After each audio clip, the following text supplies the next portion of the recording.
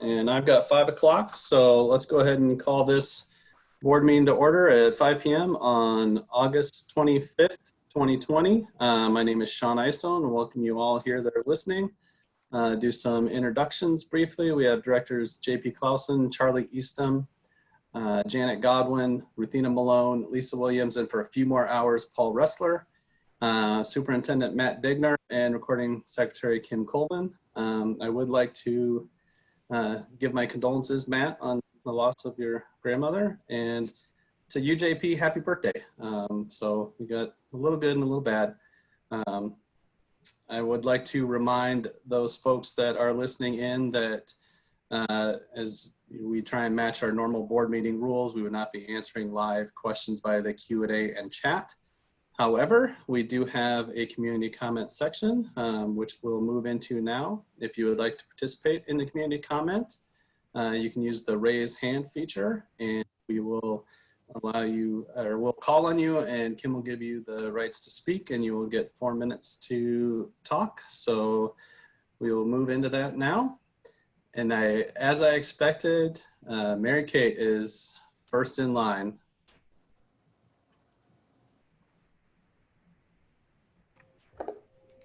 Hi, can you hear me? Yep. Okay, am I getting feedback? I can't tell. Yes, you are. Can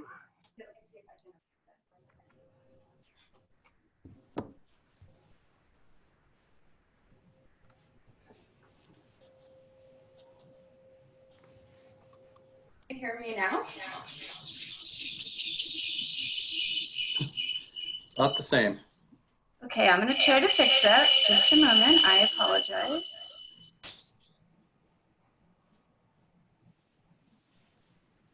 All right. I'm going to call right back because it's not working. Just a moment, please.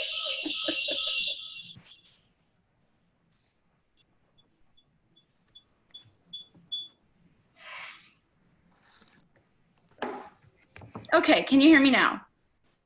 Much better. Okay, so I just wanted to say something about Paul since he's leaving and I finally got the meeting right. I met Paul about 10 years ago at a DPO meeting. I was eavesdropping on a conversation he was having, I think with Sean, about school equity issues. And I turned around and started asking him questions and immediately realized this was a person who does his homework. As I became more involved with the DPO, Paul and I had many conversations about the state of the district. With his support, we formed the ASOS committee, whose purpose was to make sure that every student in our school district would receive an excellent education, regardless of what neighborhood he or she lives in or what school he or she attends. This work resulted in the formation of the bond committee. We knew that if we could pass a $200 million bond, we could make the public school buildings and facilities more equitable district-wide. Paul attended all of our meetings, performed hours and hours of outreach, and served as a liaison to the board. Again, with Paul's knowledge and expertise, we ran a successful campaign and we passed the bond. Since then, thousands of students and families have reaped the benefits. Paul has served on our school board for all of the right reasons. He loves public education and he loves to serve our community. I also want to thank your family, Paul, Brandy and the girls. They sacrificed time with you so that you could do all of this great work. We are sad to see Paul go, but I have no doubt he will continue to serve students for decades to come. Paul, you've been a leader, a mentor, and a friend to me, and I cannot thank you enough for your service. Thank you.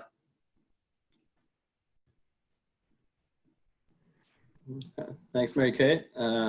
Next up, Brian Kirschling, probably to roast Paul a little bit more.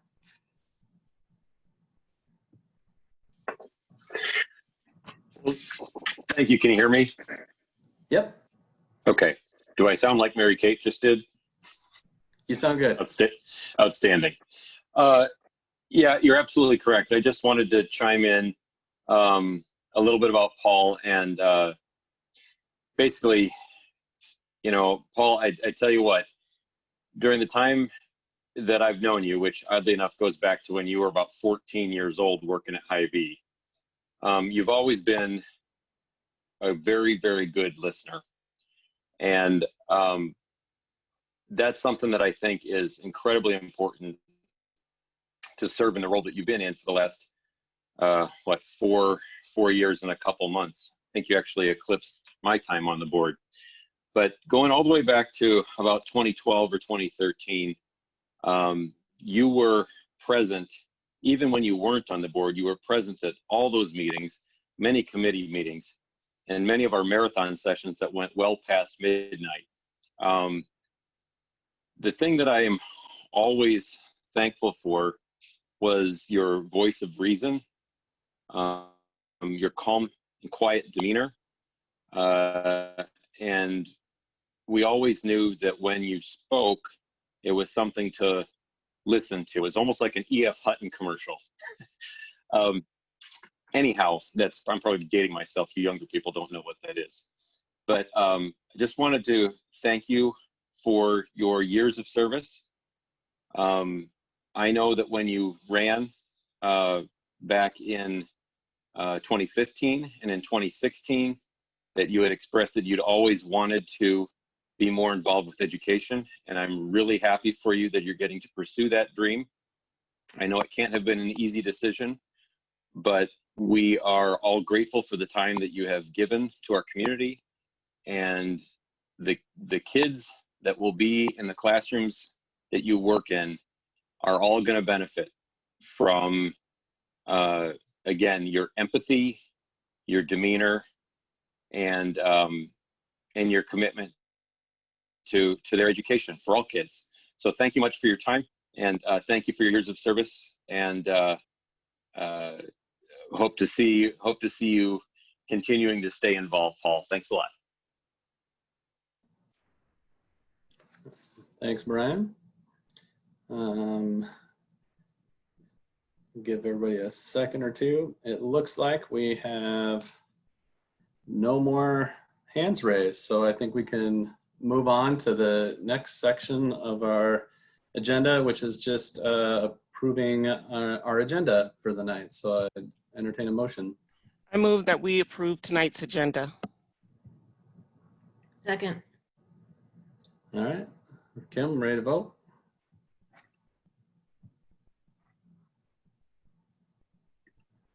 Online voting is open.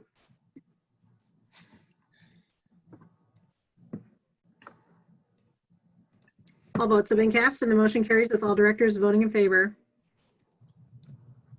All right, and then we can move into the consent agenda.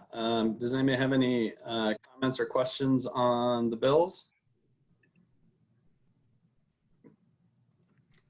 Are there any items that directors would like to pull? All right, if not, I would entertain a motion to approve the consent agenda. I move we approve the consent agenda. Second. Second. Oh, Janet. All right, if there's no further discussion, Kim, I think we're ready to vote. Online voting is open.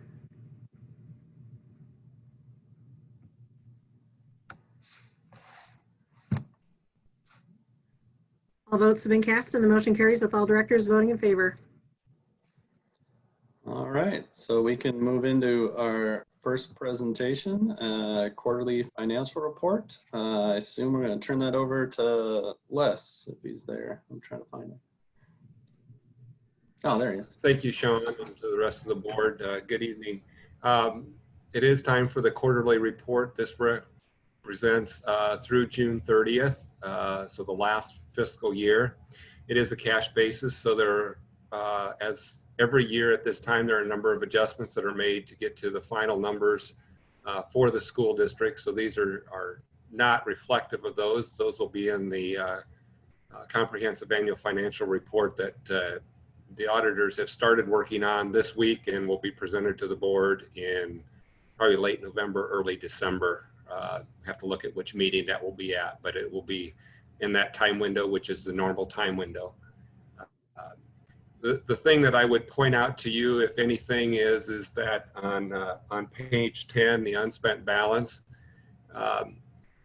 the projections certainly don't look very good when you look out 4 years, and are going to require us to either make adjustments to the way we operate and things that we do and staff, or things that we don't do that we would like to do, or that our state is much more generous than what we've projected here in the 1% allowable growth. And so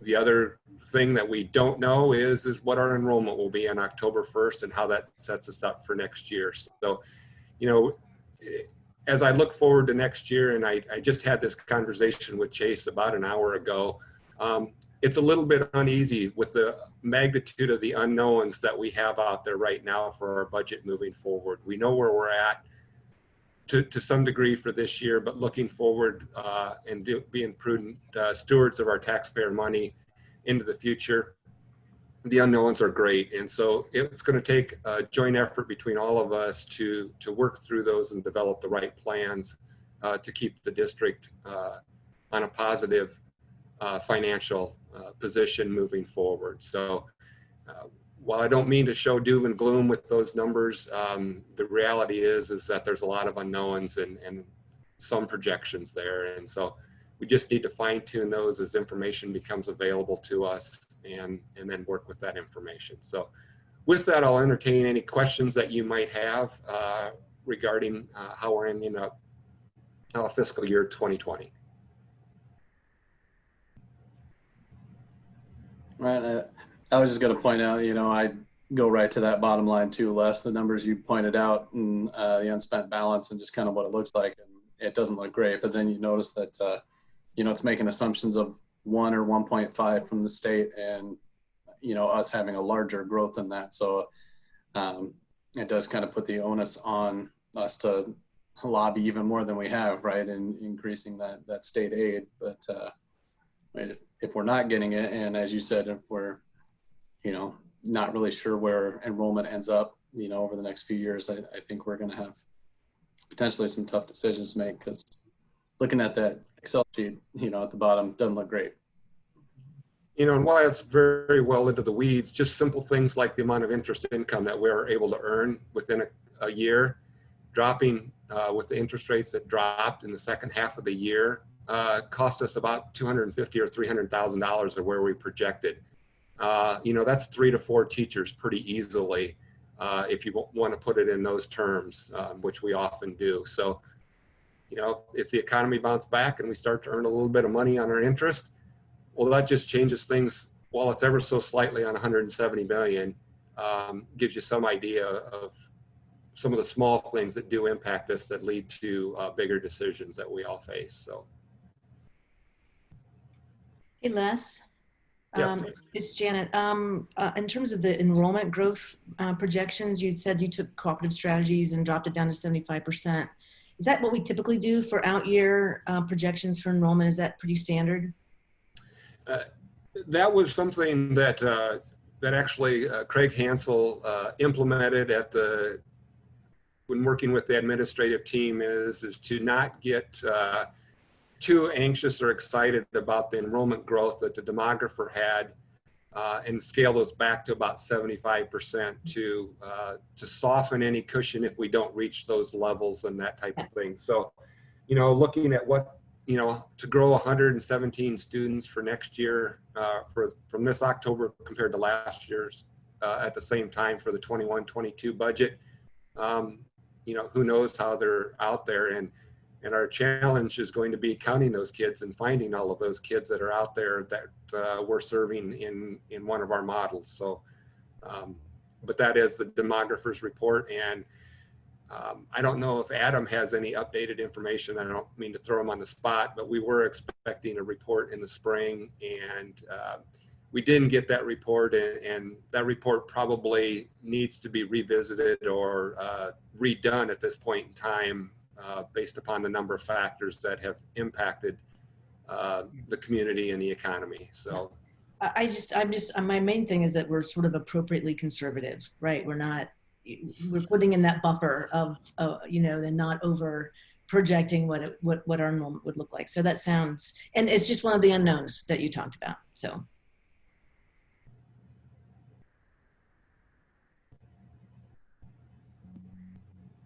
I know it's early, but I'm wondering if we have any idea, are there any red flags or indicators about enrollment this year yet? Or is it just way too early to start to see what's going on with our enrollment for this year? Adam could jump in and answer that now a little bit. We are going to come back to that in the return to learn part and just give you an update too on registration, enrollment, and some of those metrics around that too, JP. And so Adam could jump in with what we've seen so far, feel in a fairly positive position there, and then we can come back to that more in depth later if that works for everybody. So Adam, do you want to kind of share? I'll jump in real quick. At this point, we're tracking pretty much, if you can say anything's expected this year, we're tracking pretty much where we expected. It's a very different year. You know, we had the postponement of the start of the school year, but as with every year, we continue to see registrations come in, and we'll see that all the way through the start of the school year and even into it a little bit. At this point, and this is actually numbers from this morning, so these are undoubtedly changed and likely higher. But at this point, our enrollment is 14,671, which again is right about where we would expect it to be at this point, with still, you know, a week and a half to go here before the start of the school year.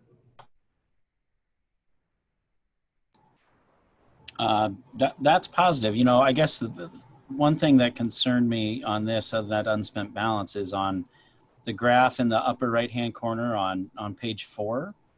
That showed our budget growth is actually below the rate, the legislative rate, for the first time, you know, on that graph.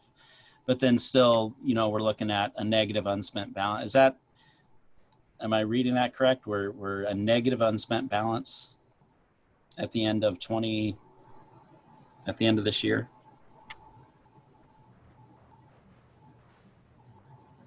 No, we should actually, we're pretty much flat, JP. For okay. The year. Yeah, the number, I mean, they are what they are. You know, when you look at those outlier numbers, that 5 million in the hole, I mean, that we all know what we had to do to pull out of that, and that was really unpleasant budget cut talk. So I'm hopeful this state can help us out. It's never too early to plan ahead, though.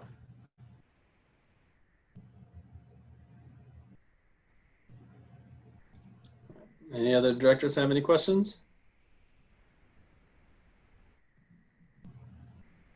All right, thanks, Les. I appreciate the report. We will do everything we can to keep the numbers looking good. We'll move into our next presentation. I know this was something Paul was very interested in hearing before he left us. So we're going to get an update on our facilities master plan up to this point and where all the current and past projects landed. So I'm guessing that's you, Dwayne. It is, and thank you for the opportunity, and thank you, Paul, for your great service. I think this is a pretty good legacy to leave behind. I know you've been involved since the beginning, and Kim, if you'll load that up.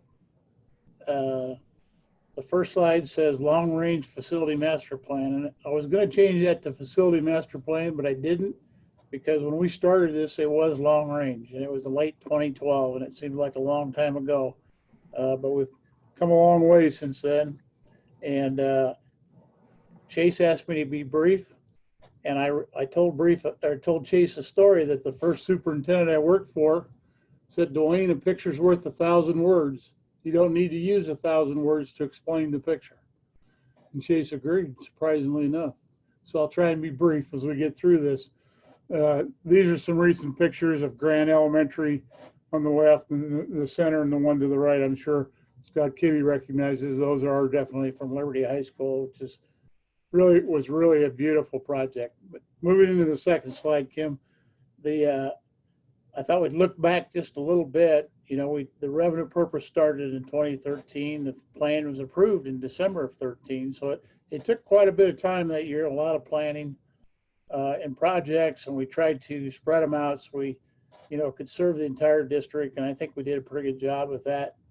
We didn't actually start construction until 2014. and we've updated a couple of times, but probably the key to the history of this, the general obligation vote in September of 2017. And then when we accelerated it in May or November 2017 and May of 2018, we actually moved the completion date up from August of 24 to August of 2021. So if you think about it, this entire plan is done in 7 years with a year of planning on the front end. So I think it's moved along fairly well. And the next slide, I just listed a few of those early projects, actually all the SAVE projects. Some of these were also funded with Pebble, such as Van Allen and Twain, and a couple others. We actually used some Pebble dollars to supplement the SAVE revenue that we had. And these are old projects. We've been through them, and you can see them. We can go to the next one. From 2014, 2015, 16, 17.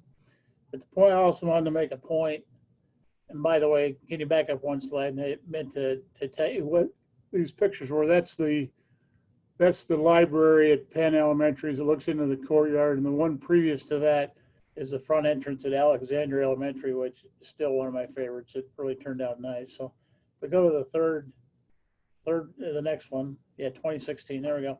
That's the new secured entrance at Lucas Elementary, and if you're familiar with that building, that was a challenge, but it turned out really nice.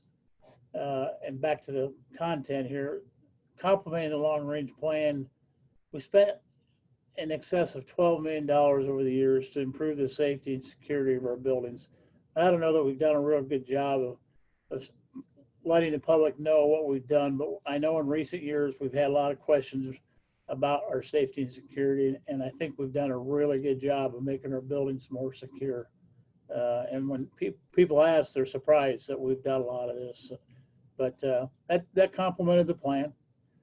Then we moved into the bond projects, and the first set of bonds for Grant, Mann, Lincoln, Alexander, which was an addition of 4 classrooms. Liberty Phase 2 is the athletics, and North Central High was a new gymnasium, an expanded library, and cafeteria, and science classrooms at North Central. So we did quite a bit on those projects. That's a picture of Mann Elementary the day we laid the sod. It was nice and green, but the reason I took the picture was those windows, and those windows brought Mann back to life. And I'm going to come back to Mann in just a minute. Then we moved on. You can go to the next slide, please. That's a picture of Longfellow taken with a drone. It shows you the playgrounds that were put in there, and it's kind of a neat, unusual picture. But again, what a beautiful building. And as the sun was coming up in the east, and that's the east front, and it was quite a shot, I thought. We got into the projects we're just completing. These are projects that some of them actually we still need to do a few little final details, but Tate High School is looking good. If you get a chance to go to Tate, their classroom additions are looking good. Their new gymnasium is done, and it's a really nice facility. Southeast Junior High is gorgeous. And if you get a chance to visit Southeast, you'll see the new media center that protrudes out into the courtyard, and just the overall feel of the building, the front entrance, the office areas turned out really nice. I'm really pleased with the way that turned out. Liberty High Phase 3, of course, is just kind of a mirror of the original building, but it tied in the what I call the east end of the building, and it creates a courtyard. We finished the courtyard, put some really nice elements in there, and they're going to be able to use that if we needed to this fall, but it's ready to go. And Kirkwood, nice classroom addition, a new music room addition, a revamped art room and media center, very nice facility. That's one of the ones where we're just doing the punch list this week and getting things cleaned up, but it's going to be ready for school. Grant Wood's about in the same position as Kirkwood. Grant Wood, we actually revamped the front office, made a secured entrance, added a music and art room with its own entrance, and it actually enters into the community gym section of the building. But they're kind of on their own, and if you get a chance to get by there, look at the brickwork at the entrance to Grant Wood, and you'll see a brick, for lack of a better word, mosaic that resembles Grant Wood's rolling prairies and hills. If you've seen some of those drawings, you know, of Iowa, and that's what they try to depict with the brick on that building. It looks pretty sharp. West High Phase 2, still, we're just finished a section of classrooms today, starting in the last group of classrooms, and by the time winter break gets here, West High will be done. This is a picture of the outside of Grant Wood. It's not the mosaic I was talking about, but it's the new overhangs or sunshades to help make the music and art rooms a little more solar friendly, because that wall does face the south. And the big project right now, of course, is City High. We got a late start, you know, because we needed to rebid it and reevaluate the scope. But they're doing a good job trying to get caught up. And that, if you've been by there, the gym walls are up. The walls for the new student commons are up. The front entrance is there. The kitchen is starting. The walls are taking shape. And there's a lot of activity there now in the original part of the building. The third floor has been gutted. We're starting to rebuild it, and we'll soon move down to the second floor, and we'll be moving classrooms over to the old Hoover Elementary School to accommodate them during construction. I am hopeful that this will be done for school next fall. There's a lot to be done, but Myron Construction is a company that can really go to town when they need to, and they've got the resources. So I'm looking at that we're going to be in pretty good shape come the summer of 2021. Northwest Junior High, I know a lot of you had interest in that building, and as of today, the kitchen that were reworked and the serving line and all that terrazzo work and the new expanded cafeteria is done. And so we're going to move into the multi-purpose room, which is going to become the new music and art, or excuse me, the new music rooms, band and orchestra. And then that will allow us to expand the music choral program into the old band and orchestra areas at the front of the building and build a new secure front entrance. So it's a phased approach. And also at Northwest, the walls are up for the new gymnasium, locker room, looking pretty sharp. It went up fast. It's a precast concrete panels like we did at City High. But we're moving right along, and I'm feeling pretty good about that. Northwest also needed a major mechanical overhaul, and we're putting in a new system and maintaining the old at the same time. So we're never going to be without heat. We're never going to be without air.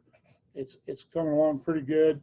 I think Liz and Mitch have been pleased with the progress there, and it's looking sharp. Borlaug, we have a music room and classroom addition there, and we're going to expand the existing art room. That structure is up, moving right along, no problem. Be done next summer, or even before. We might even be done this winter sometime. Garner Elementary is way ahead of schedule. It wasn't scheduled to be done until 2021, but I think we're going to be able to use it, if not the first week of school, within the first couple of weeks. They're going to have a brand new music and art room addition, and the other rooms are being repurposed. So Garner's moved along really well. Wickham, we're doing a music and art room addition. We actually just bumped the walls out. Those are up, looking good. And we're redoing a gym floor there. That gym floor won't be ready for school, but shortly after should be. We had some issues with a contractor crews on that job with some COVID-19 issues in their crews. We told them to stay away until they could come and they were healthy. So that's what they're going to do. So I think it was a good move on our part. I don't want them in the building. And so that, but it will be done soon. At Shimmick, it's going to look radical when you walk up to Shimmick, because we're redoing the front of that building. The entrance is moving. A new gymnasium is going up. A new power, new water lines, new everything right in the front of that building. So when you pull up to it, it's going to look like a disaster to some folks, but it's progress to me. And they're moving right along. And you know, I've said this many times, but it's always been my goal to inconvenience everybody in the district at least one time. And I'm sure I'm going to accomplish that at Shimmick. because we're inside, we're building corridor walls, we're separating some and putting walls in classrooms, we're redoing entrances, we're redoing the heating and cooling, and there's a lot of activity at Shimmick. And there's a sixplex there where the homeschool is. We're using part of that, and we put up 2 duplexes in the back, so we're using part of that for classrooms. So it looks like a mess, but it's progress. Horton Elementary, there's no real significant additions going on there. We're basically renovating older classrooms. They had a newer classroom when done there, I want to say 10, 12 years ago, which is in really good shape. So we're not really touching that, but we're touching the multi-purpose room. We're touching the kitchen. We're touching the, we don't need to touch the gym. They had a new gym built, but we are getting into some of the classrooms and some of the mechanical systems, and that's moving right along. At Lemmy, or Eliza, and I don't know if Eliza's watching tonight, but I've given her a lot of grief over the years because Lemmy's last, and it's always going to be last, but it's not going to be the last one done. So we're actually adding a gym, adding a music room, adding an art room, redoing the kindergarten rooms, redoing the media center, all the classrooms, and all the mechanical systems are being reworked. It was the first, to my understanding, the first geothermal system that was done in the district. The geothermal system itself is fine. We're going to add to it, but the mechanical equipment on the inside needs to be reworked. It's that old. So that's what's going on at Lemmy, moving right along. I wanted to show you this certificate. It came last week, and it was awarded to the district by the state of Iowa, and they acknowledged Mann Elementary School as Excellence in Archaeology and a Historic Preservation Award. So I don't know if we've had any buildings, but they recognized the character of Mann Elementary, the quality of the construction. I remember writing up a description about how we had to build this school on one of the smallest school sites in the state of Iowa, but that we also collaborated with the city. And the city also awarded a preservation award to the Iowa City School District. And this was supposed to be a live presentation that didn't happen because of COVID-19. But I thought you might be interested in this, and I'm proud of it, and I think the district should be. And we're going to get this in a plaque and get it over there at Mann Elementary and get it on the wall. So in summary, we did 14 SAVE projects that were a little less than 162 million. We've done 20 general obligation bond projects, and yes, that was for 193 million, but we also got some bond premiums that we were able to reinvest into the project. So we really have spent 199 million. I thank Les and his team for getting that done because they picked the right time to get into the market, and it worked out. It benefited the district. And over these past 6-7 years, we've done a lot of life cycle improvements. You know, we've done roof projects, and we've done restroom projects. I think West High, we've done 4 or 5 restrooms, and we've put a lot of roofs on, and that helps us make our dollar go further on the projects themselves. So it's been part of the plan. And when you put it all together, Mr. Rustler, we exceeded 400 million in 8 years, and I think that's pretty darn good. And the next picture is the architect's rendering of City High School, which is going to be gorgeous. And with that, I would answer any questions you might have. Dwayne, since I'm determined to make this meeting, this is your life for Paul. How many of these schools have a plaque in there that has his name on it? Well, I would suspect most of the general obligation bonds do. The ones prior to that probably do not.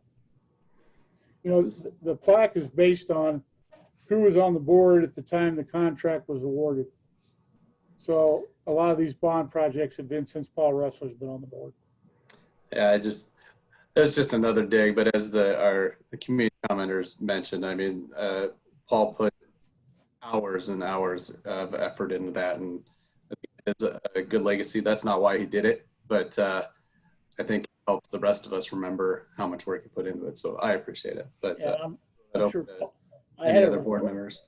I had a request from Steve Murley, and I'm sure Paul would want to be part of this too. The day we dedicate City High, everybody needs to come back because this is going to kind of be the final piece of the puzzle. You know, the whole facility master plan. I'm sure will be quite a day, and this is in Paul's neighborhood, so I'm sure he'll like to be part of that.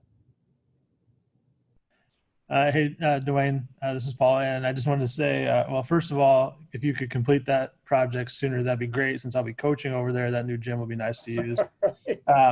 But no, I wanted to just say, first of all, that it's a lot of people were saying stuff about me, but really, a lot of the appreciation should go to you and your team for getting this project done. I know that when you eventually leave the district here, your legacy, what you've left on imprint here is much greater than anything that I've done. But the bigger picture is that this community was great, and the fact that we were able to, as a community, invest over $400 million back into this community because we care that much about education here. And I think that's something that's great to see. Just a few things on some of the ones that you showed. I did get a sneak into some of these during graduation. So the Tate one that you talked about looks great. Liberty, I was able to kind of walk through the caution tape maybe by mistake, and I got lost in there, but somehow found the third wing, and it looks really good. West Side, just from the outside, when I was there for graduation, you could see the new windows right next to the old windows, and just that transformation looked really good. And I think when I was driving by today, in that last picture, that dome that you're showing there, City High, it looks like that's almost up, or it's getting up. I mean, I can see it now from the road as opposed to the school, but that project's really moving along and everything looks great. But honestly, the reason that I wanted to have you do this at this meeting was because normally this time of year, we are going to ribbon cuttings or checking out the new buildings, and it's kind of sad that we don't get to do that right now. So eventually I think it's going to be great that when we get to go in there and take a look at all the projects that you have done, like the Kirkwoods, the Grant Woods. I'm excited just to go back and see those, just to see how they turned out. But honestly, just thanks to you and your crew for making sure this all has gone pretty smoothly. And I know in my time here on the board and before my time on the board and the seats out in the crowd there, you took an awful lot of heat, but man, the stuff that you did here was great. So I appreciate that. Well, I appreciate that, Paul. And the team, we're just doing our job. But, you know, I tell people I get to be the conductor of the orchestra, and it's a great job to have. And it's been a privilege. And I think the real thanks goes to the taxpayers in the Iowa City Community School District, because look what's happened. And I think the thanks to the board is that you delivered on your promise. You promised these buildings. We touched every building in the district. And we've made all of them safer. We've made them all better. We've made better learning environments. And that's the promise the board kept to the public. And, you know, you kept that promise with the sales tax. And if you hadn't, you never would have passed your general obligation bond. I think the public saw that. They saw your credibility, the board's credibility. And it's just been a privilege to be a part of all this. And I think there's a lot of thanks that can go around to everybody.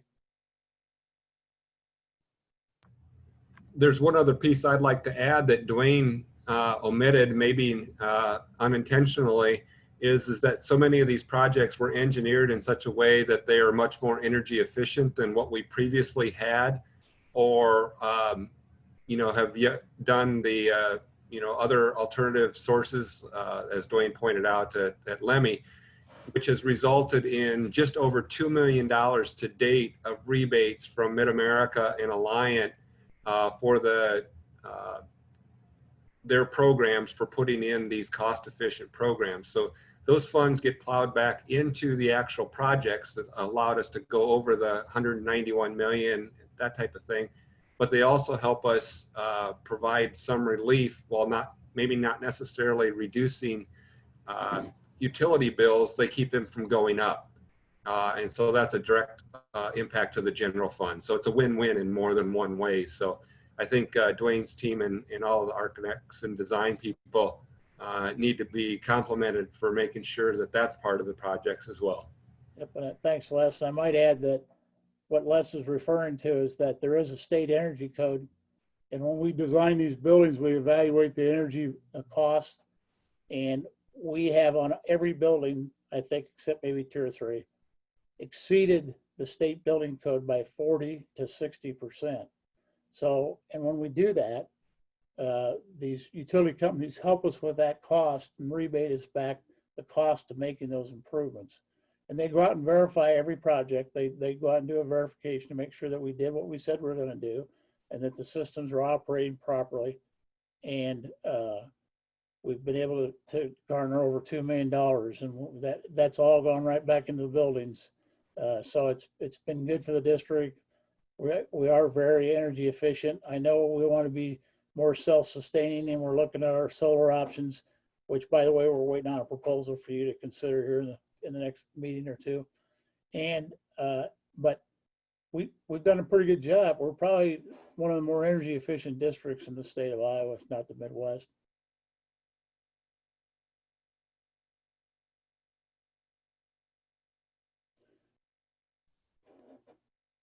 So with that, I thank you.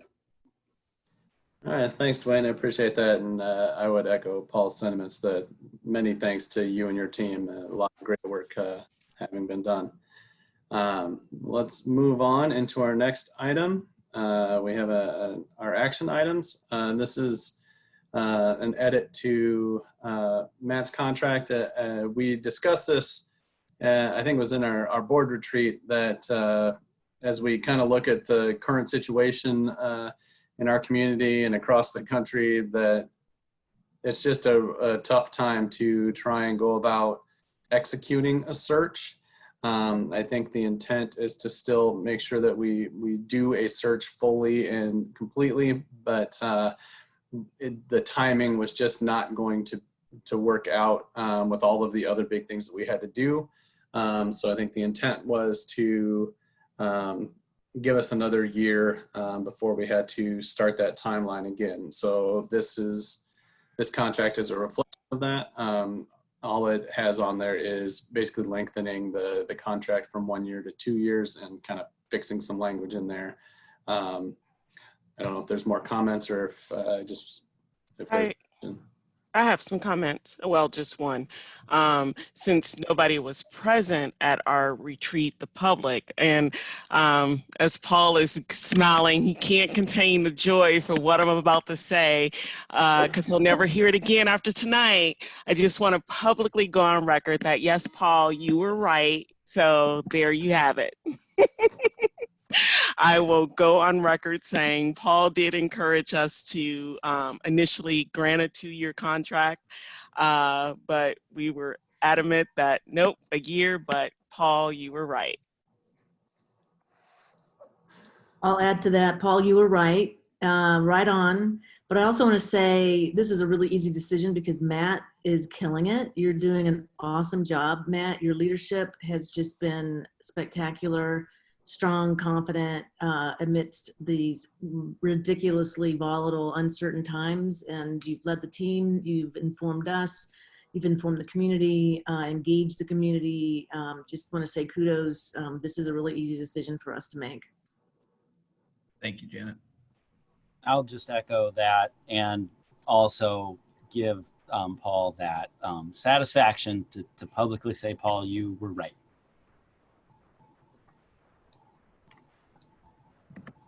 This is great. By the way, I had a sign all made up that said I was right, but since you guys are all saying it, I'll just let you continue to say it. I don't know if anybody else is going to have comments, and if you do, you can say them here in a minute. But Matt, I do think you're doing an excellent job, and I look forward to your leadership over the next year and a half. A lot of work has gone into the unknown in this school year, and you've taken it head on, and your communication has been great, and that's all things that we've been looking for. So. If someone else has something to say, feel free to after I make this motion, but I do move that we approve the contract as presented in the board docs today. Second, and I will not only second that motion, but second the fact that, Matt, I think you hit the ground running. Continue doing so over the next, plus year. I've been very pleased, especially with your communication, not just with this board, but with the community. Thank you. Any other directors want to pat Matt or Paul on the back before we go to I'll tell Paul, you were right. Just so I think it's unanimous, you can hear it from all of us. Paul, good job. We'll get you a t-shirt. I was right, 2020. Paul on the back. And then Matt, I want to say I am really happy that I can do this and extend the contract. I don't think that you could have done a better job than you're doing so far with this unprecedented situation that we're in. So thank you for your leadership and your work. It has been a pleasure and it's been very impressive to watch. Thanks. Thank you. And I would also say, Matt, that I'm just very, very thankful actually that we have you and the staff you've assembled working in the district now. We have more difficulties to come, as you well know, and I'm looking forward to being able to work with all of you on that. Paul, I'm sorry you're leaving the board because you're really good at predicting these things. So, and although I didn't realize it at the time, you were correct. So I appreciate that. That was very diplomatic, Charlie. I appreciate that. Don't worry, I'll address all this later in the meeting. All right, if there is nothing further, Kim, I think we are ready to vote. Online voting is open.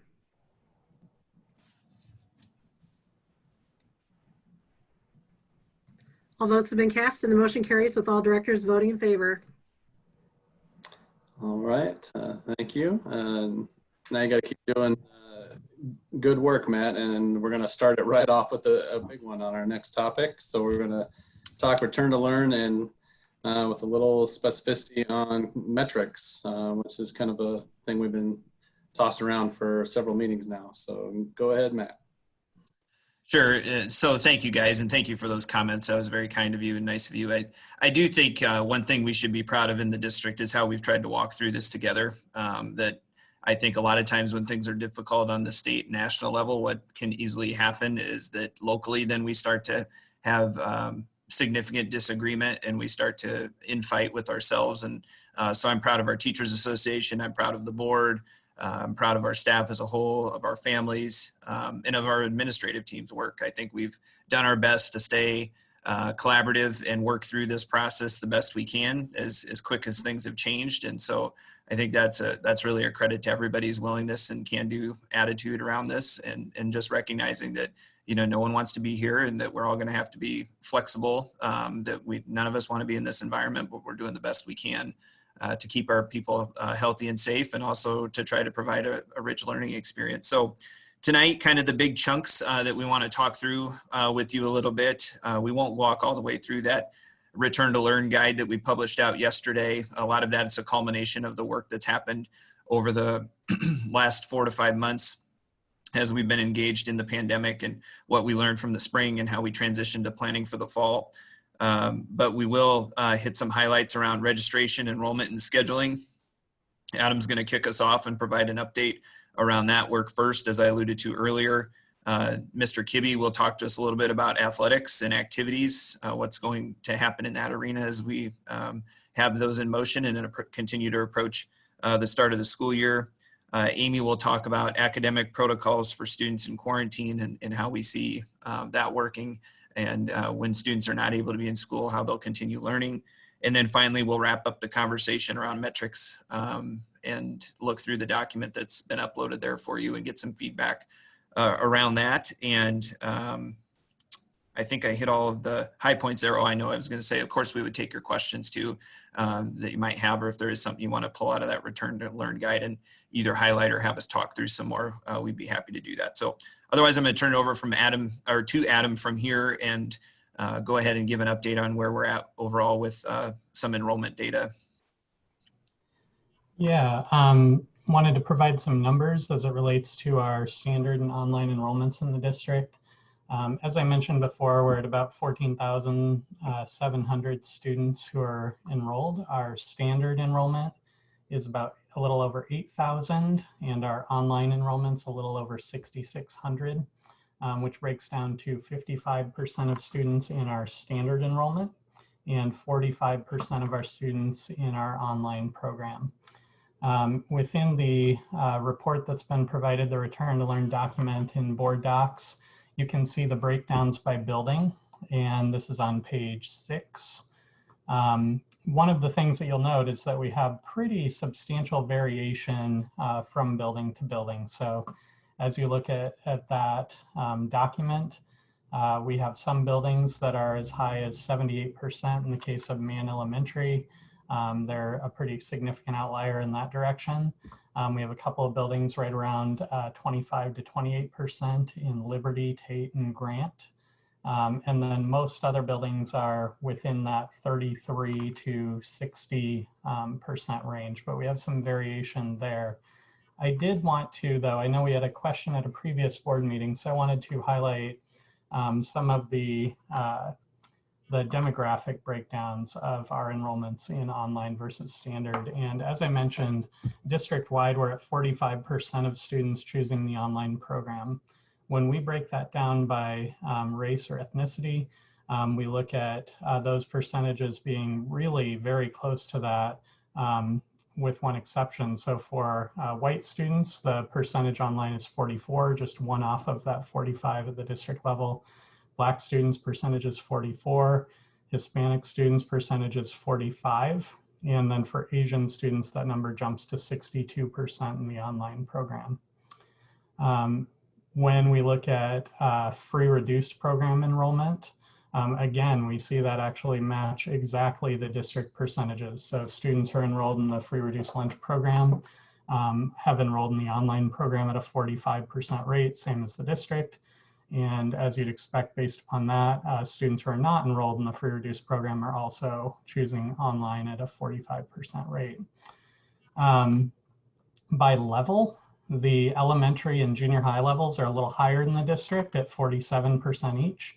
And then the high school level is a little bit lower at 42. So we saw a pretty significant and ongoing trend as we got closer and closer to our registration deadline that online percentage kept edging up really pretty consistently as we got closer to the start of the school year here. So this, ended up probably higher than we thought we'd be when we started. I think our first update to you, we had that online percentage in the low to mid 30s perhaps in terms of our early e-registration. So that really crept up here and we ended up right around that 45%.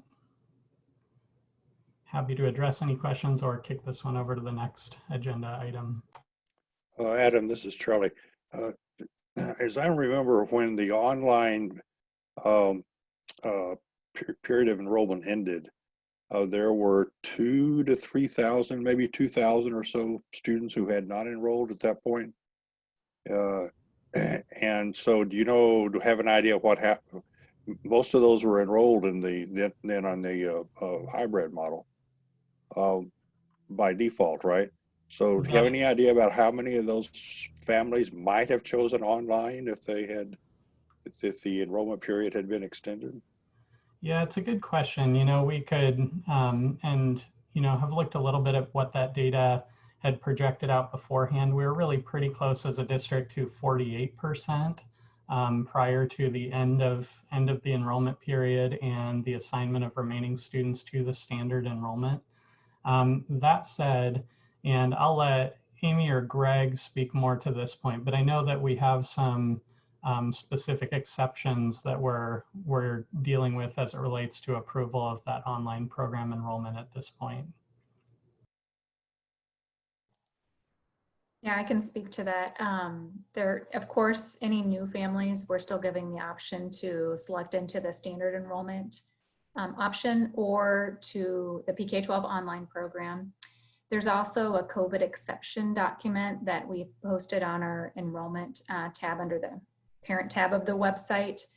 That's part of the legislation or the rules that we have to utilize this year. So in our must do and may do's, we are offering the PK-12 online program to anyone, but as the state has been dictating to us, we do have to have a COVID exception for a remote learning option for families. And of course, our remote learning option is this PK-12 online. So if a student is impacted potentially by COVID themselves, a caretaker or someone in their household, there is an exception there.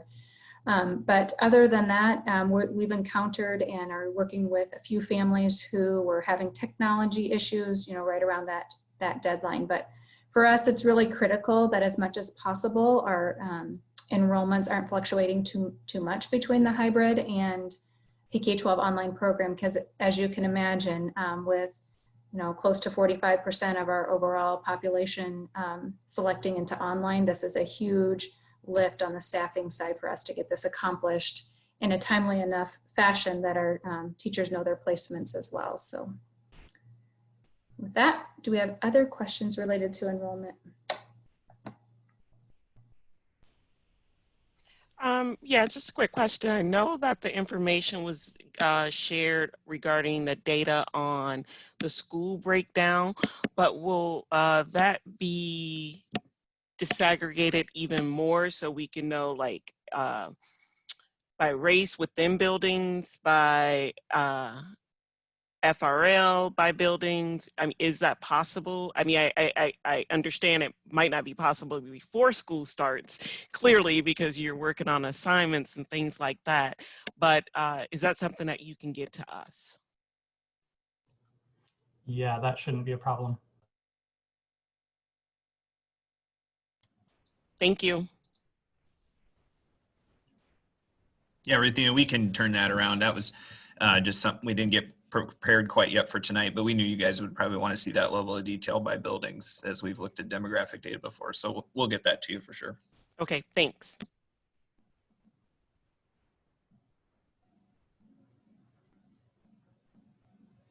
Any other questions there? If not, we'll turn Scott's direction and let him talk a little bit more about athletics and activities here. He talked about some co-curricular pieces last week with music, and we're ready to turn the page to what's going on with athletics and activities this week. So Scott, you ready to jump in? You bet. Thank you. And Chase has been an awesome partner in this work as well. So between the two of us, if I miss something, Chase can pick me up. High school athletics started on August 8th, I believe. And so many of you have seen that. And we have been following the state associations. We have two associations, one for boys sports and one for girls sports. We've been following their recommendations.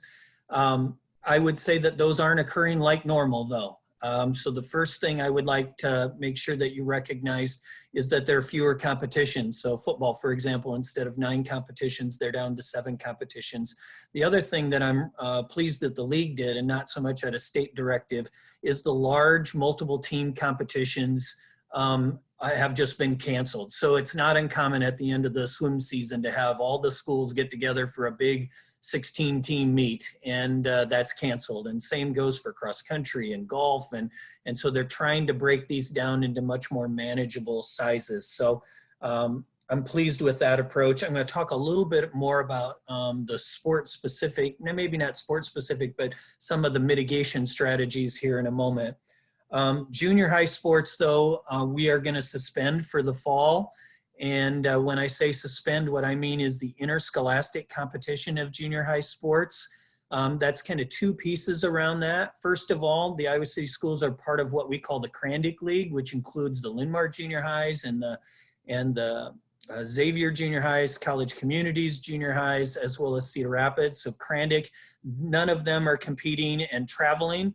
The second piece of it for us at the junior high level that's different than the high school level is transportation, to be honest with you.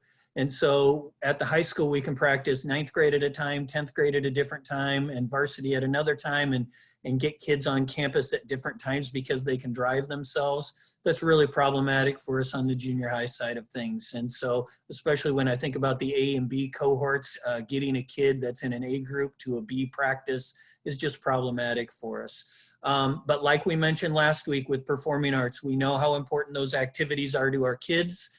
And so we want to provide them an activity, even if it can't look exactly like it always does. And so our junior highs are working with our athletic directors and our coaches that are hired, and we will give junior high kids an activity. We'll give them an experience. And so certainly build on their skill development stuff. There'll be an element of that, but there'll also be competitions within a school. So North Central will have teams broken down into smaller subsets, and they'll be competing against other kids from their own school. So some people have used an intramural analogy. I would say it's more than intramurals because they'll have more contact and they'll have more skill development there.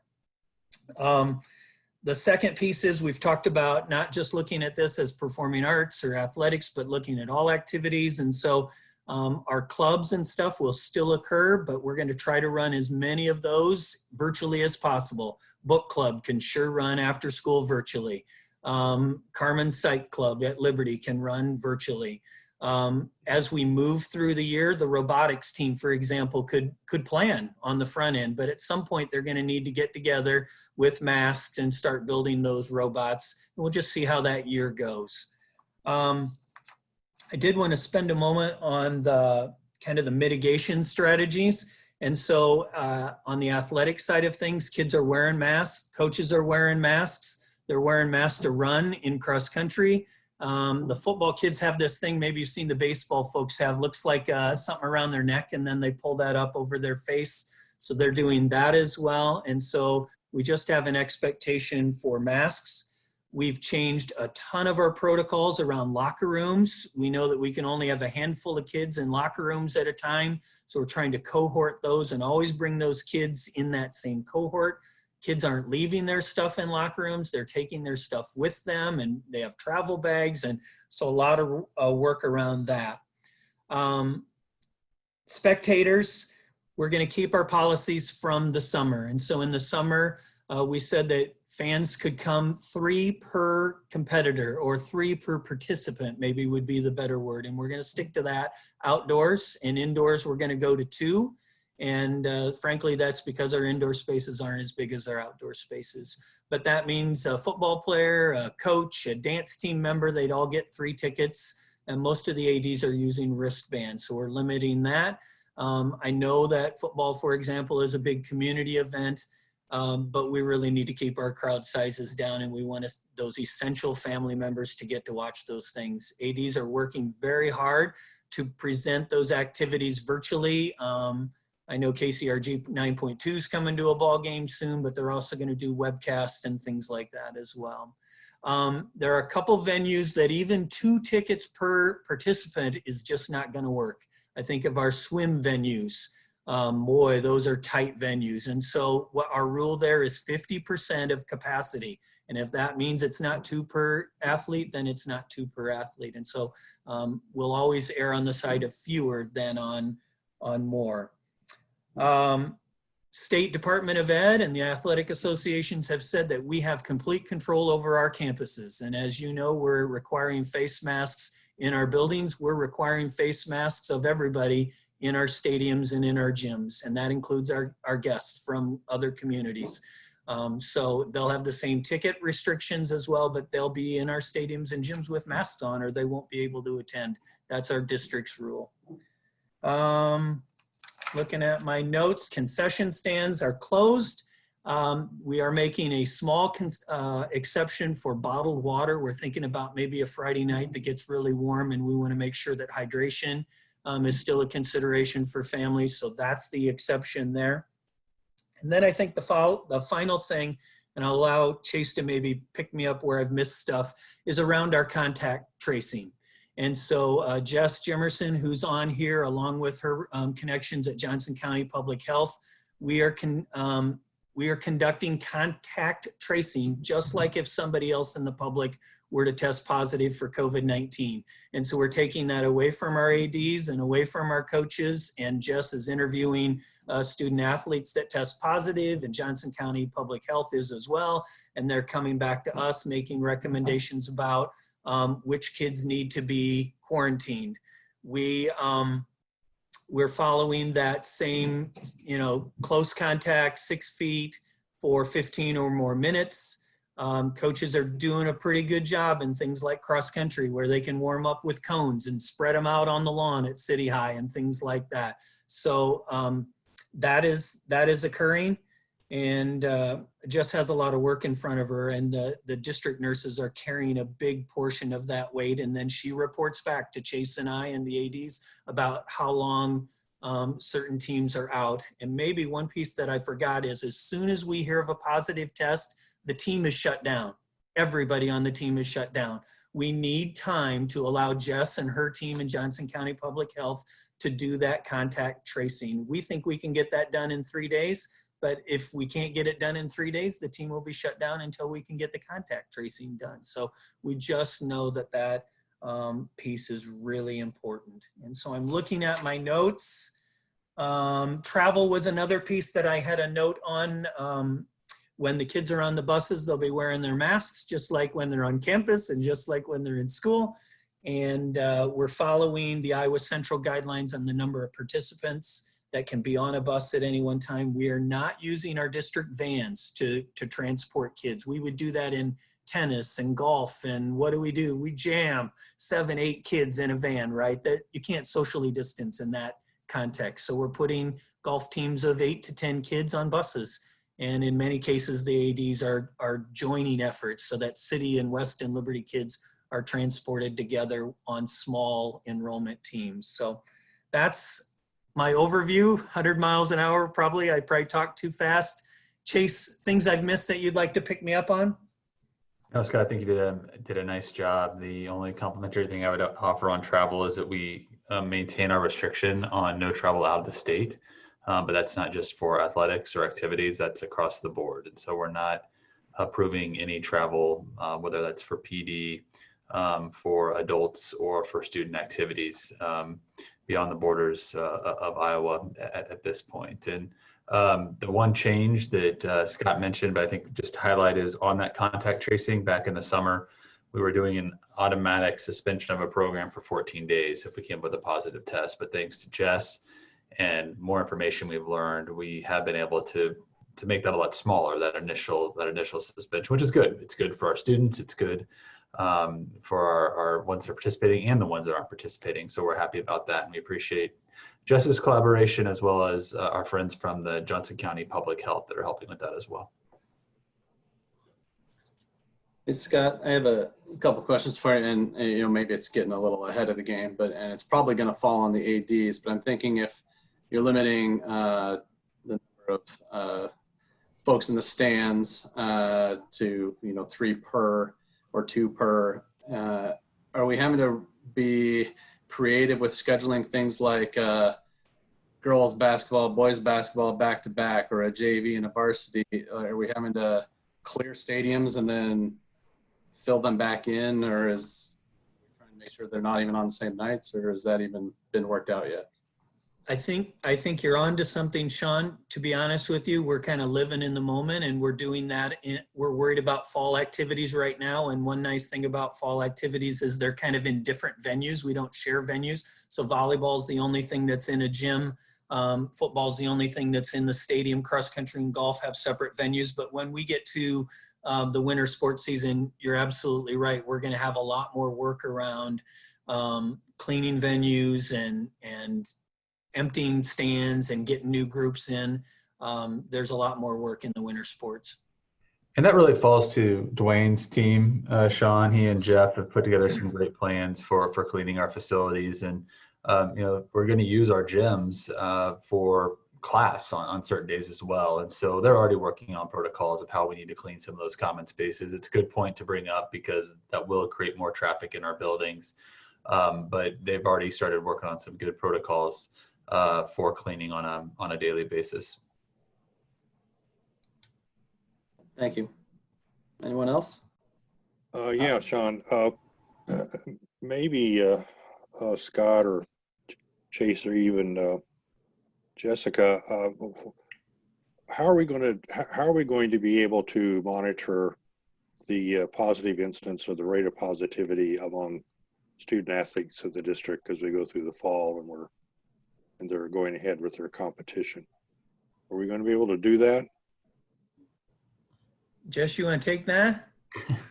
Sure. Yeah, Kate and I, with the health and safety team, we've been looking into the possibility of working with IT and ultimately Adam to see if there's a way to create some type of a spreadsheet that would still be confidential, building specific, that we could track those contact tracing. It's kind of kind of like Scott said, it's kind of a daunting task, but we need a way that not only to track students that are diagnosed, but also those students that are calling in sick. The nurses will have to call in and check in on them and see why they're calling in sick and if they are COVID related symptoms, and then guide them as to when they can come back to school and maybe make referrals as to if they need to get tested or not. But right now we don't have that developed yet. That's something kind of we're in the process of looking into, but right now we're kind of thinking of a spreadsheet that we can, or a program that we can monitor that building specific. Charlie, Thanks, I'd add Leslie. too that our Sorry. trainers, I'm sorry, Matt. I was just going to say our trainers are really connected to our kids and really care about our kids from a health and safety standpoint. And so they're watching who's missing as well and communicating with Jess, though they won't be doing the contact tracing. They are a key piece in watching our health of our kids. Well, yeah, that's great to hear that you're doing that work. And I would just say, I asked Matt and or Chase, so are we going to be able to keep an ongoing idea of what the positive rate is among athletics students who are participating in athletic programs?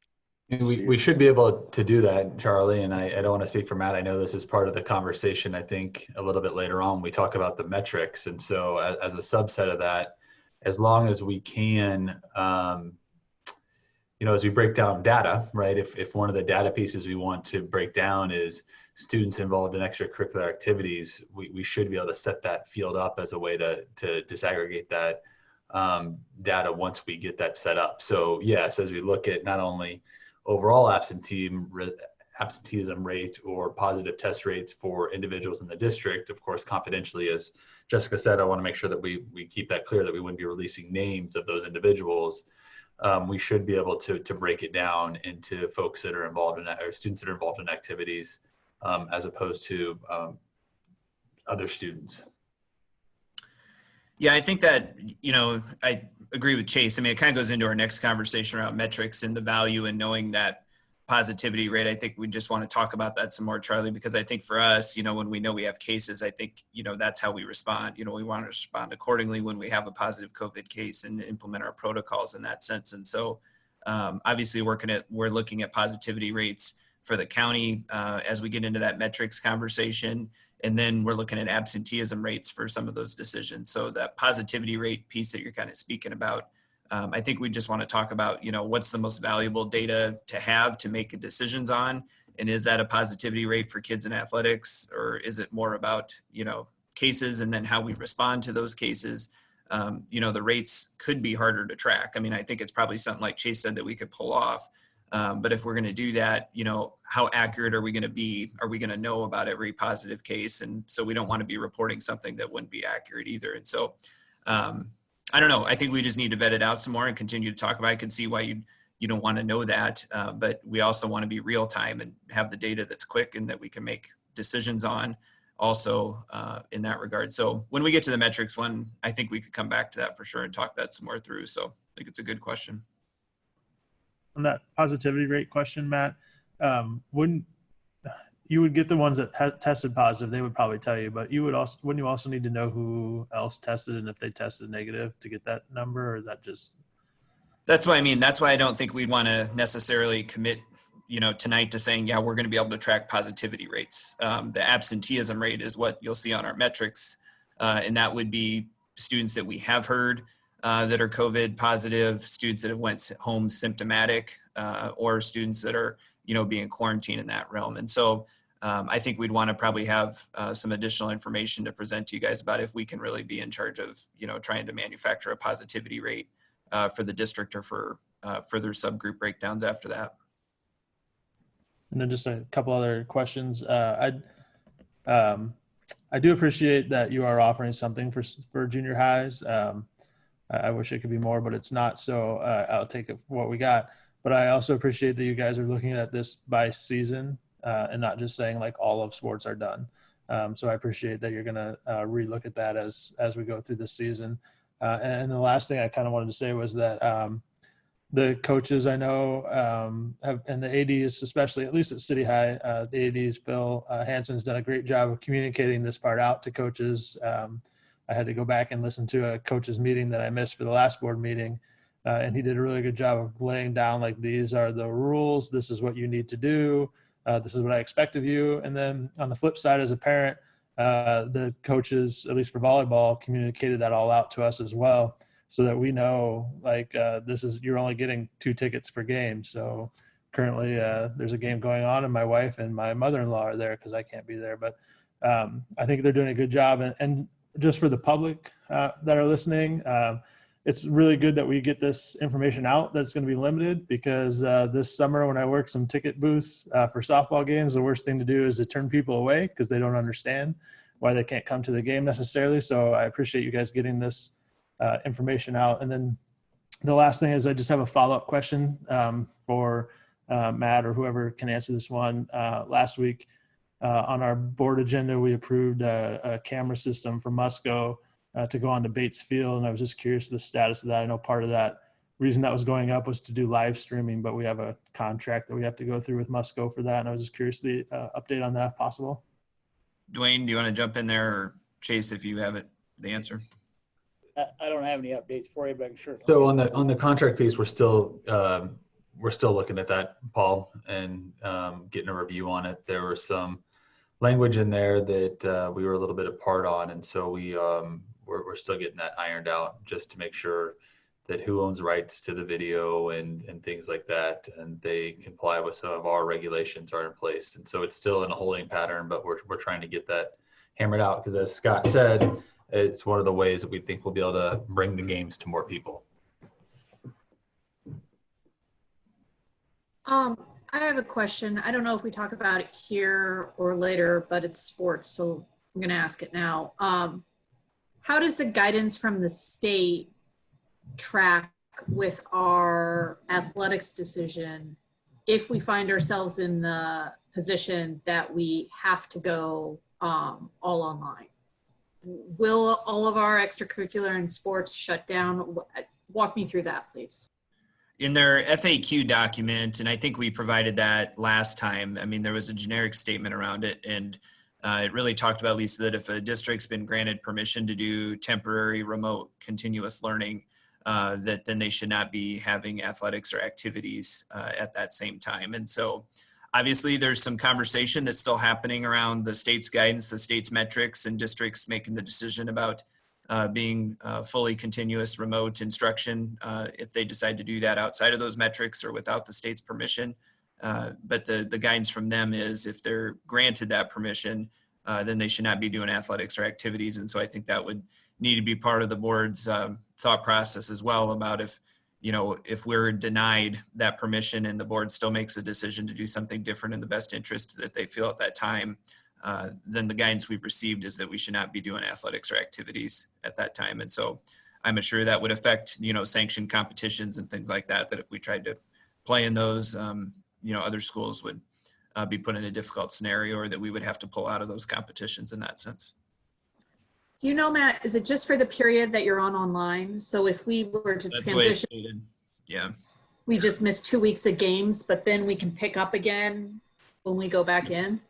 Yeah, that's the way it's stated. And Scott, jump in if you have additional detail here, but I think it'd be similar to how when we had some athletic teams either over the summer or as we've had things happen in the fall, although we haven't, that you would sit for that period of time and then you'd resume playing after that period of time. And so I think it would be similar to that if a building was closed, say if it was just one of our high school campuses and we were above that 15% state threshold, and that's the number we were committed to using, and that campus went down for a period of time, they would, stop playing for those 2 weeks. And then once the campus came back online or came back to physical instruction, then they could resume those competitions, but the other two campuses in the district would continue.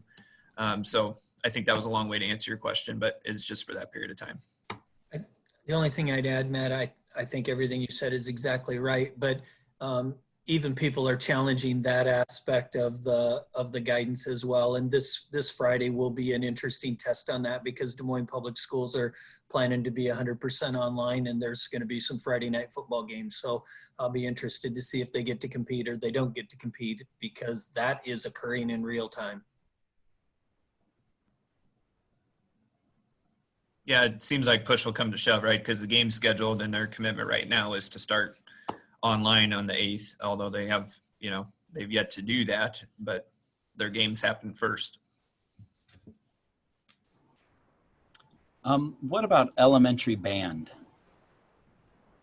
Are we doing that at all, or is that canceled for the year? They're going to do that virtually, JP. John and his team have been working on how they'll bring that to the kids. I would say it'll essentially be like lessons, but what we for sure aren't doing is we're not going to have concerts in the fall. So we won't bring 3 elementary schools together and have a concert at a particular high school. So that's a challenge, trying to do music virtually, right? But they're working on that. They're committed to that. That's the lifeblood of their programs, right? So if you can't get them started in 5th grade or whatever, you've got a tougher shot at having them involved in junior high and high school. So they're committed to that work, but it'll be virtually.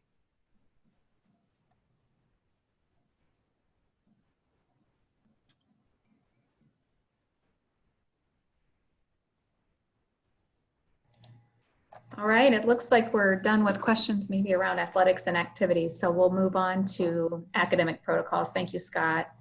I'm going to share my screen here and get into the document that is loaded into board docs this evening. It's also a document that sits on our Return to Learn webpage now, and one that was shared with our staff and our families last evening. We've outlined 2 different tables for our protocols that we're going to enlist when students are in quarantine. So we've got a table built out for elementary as well as secondary, and I'm of course on the elementary table right now. We've presented 4 different scenarios here tonight, and the first one is if we have a single child or a singleton in various classrooms that would happen to be in quarantine.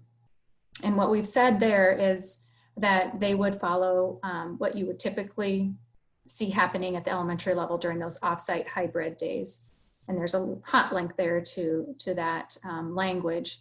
And if you can remember back to some previous meetings, we talked about that elementary students are still going to be offered an opportunity to come into the morning meetings, typically from 8 to 8:30 every day.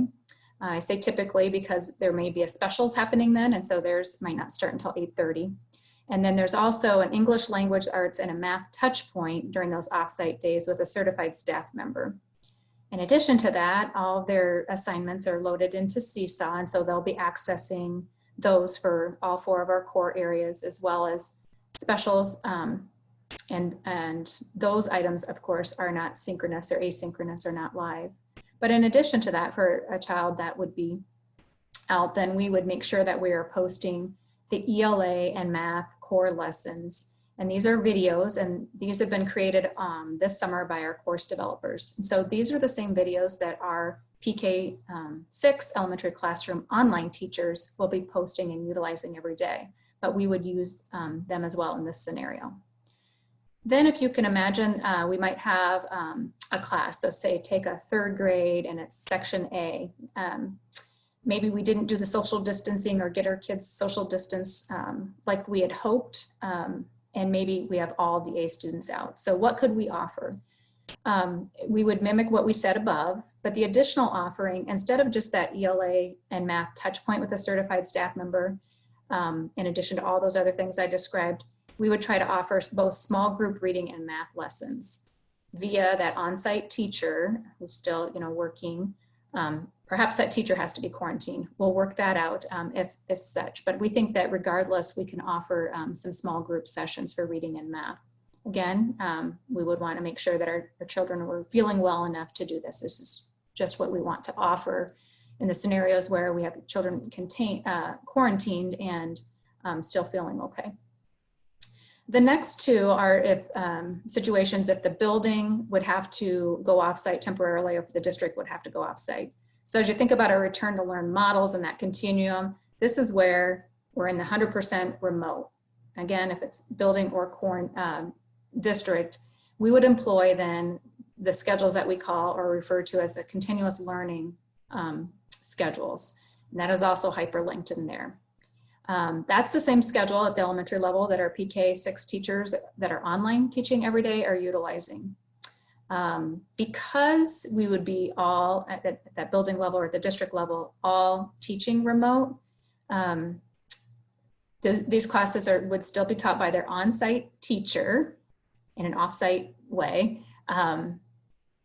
But we could bring both groups together. So we wouldn't have to designate A and B days. And we're hoping this isn't confusing to our parents, because we believe it's an additional offering, right? We can get to the kids every day in this manner instead of in that A-B rotation.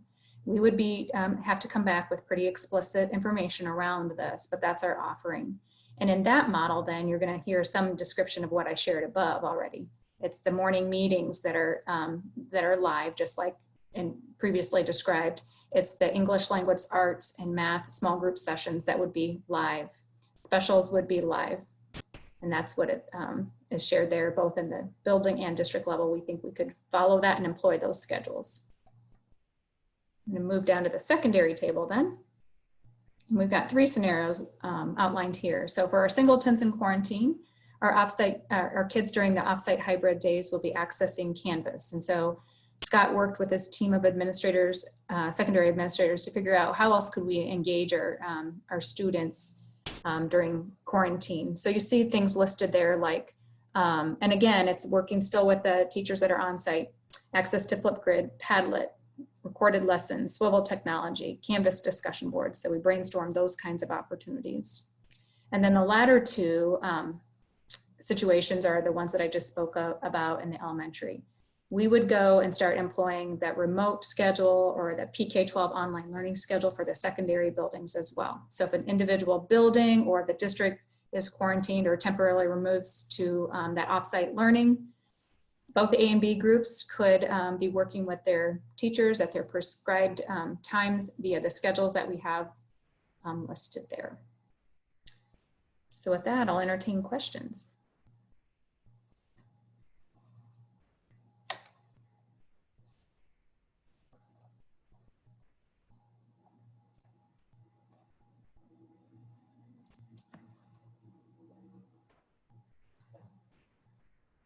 Done a really good job. Everybody's really quiet. Well, I think I know the answer to this, Amy. But have you had a chance to do any kind of a run through with these plans or parts of the plans to see how they might actually work, or has that not been possible because of the time and constraints and everything? It's really not been possible, Charlie, and so our first dry run with it will be when we going to be September the 8th, right? Yeah. Okay. You know, what we're working really hard right now to do is get it really explicit and have people understand, meaning our administrators, our teaching staff, our instructional coaches, and next week, our staff are going to, again, have professional development around this, really to understand what the schedules mean and what they mean for each employee group, whether you're a classroom teacher or a support teacher. How do the schedules impact me? You know, some of our teachers are going to be teaching on-site and in the online environment. So there's so much detail to work through, but we're prepared to do that. We've been trying to front load information with our administrators. Yesterday, we had a day-long meeting with our elementary instructional coaches, principals, and elementary curriculum folks. So just really trying to get everybody on the same page. And on Monday morning, when we bring all staff back officially, teachers and staff, these are the types of things that we are going to be going over with everyone. I just have a quick question. Amy, I know you mentioned that, you have to be able to send explicit instructions to families on those days that both, if a class is, or I'm sorry, a building is quarantined or the district is online, all of the district.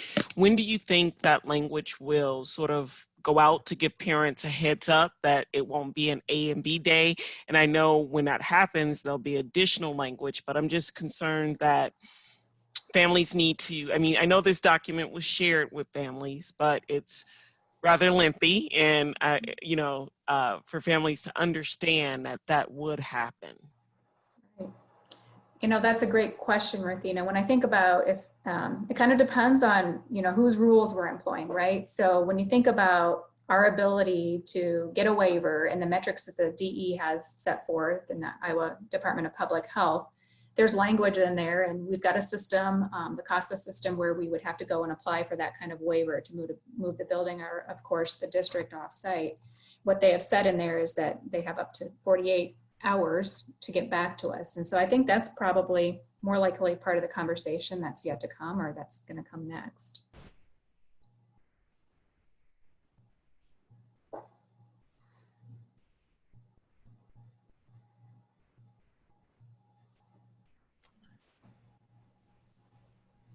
I saw you unmute, Sean. I didn't know if you were going to say something. I was going to I was just going to tell you to go ahead. So. All right.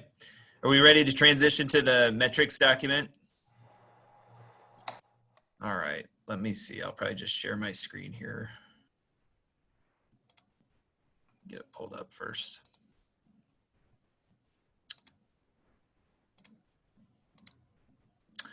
All right, so good evening again, everyone.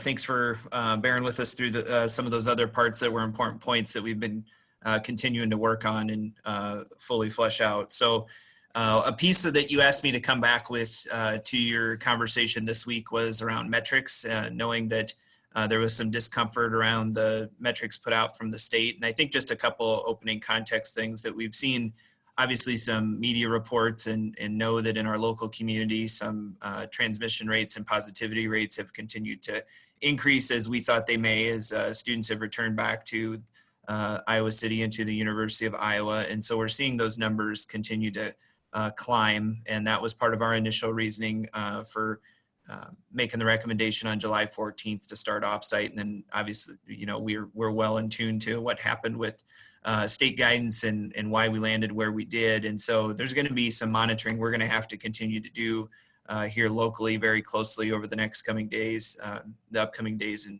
a couple weeks here as we approach the start of the school year, about how those numbers to continue to either increase or if they continue to slow, if they would start to slow back down.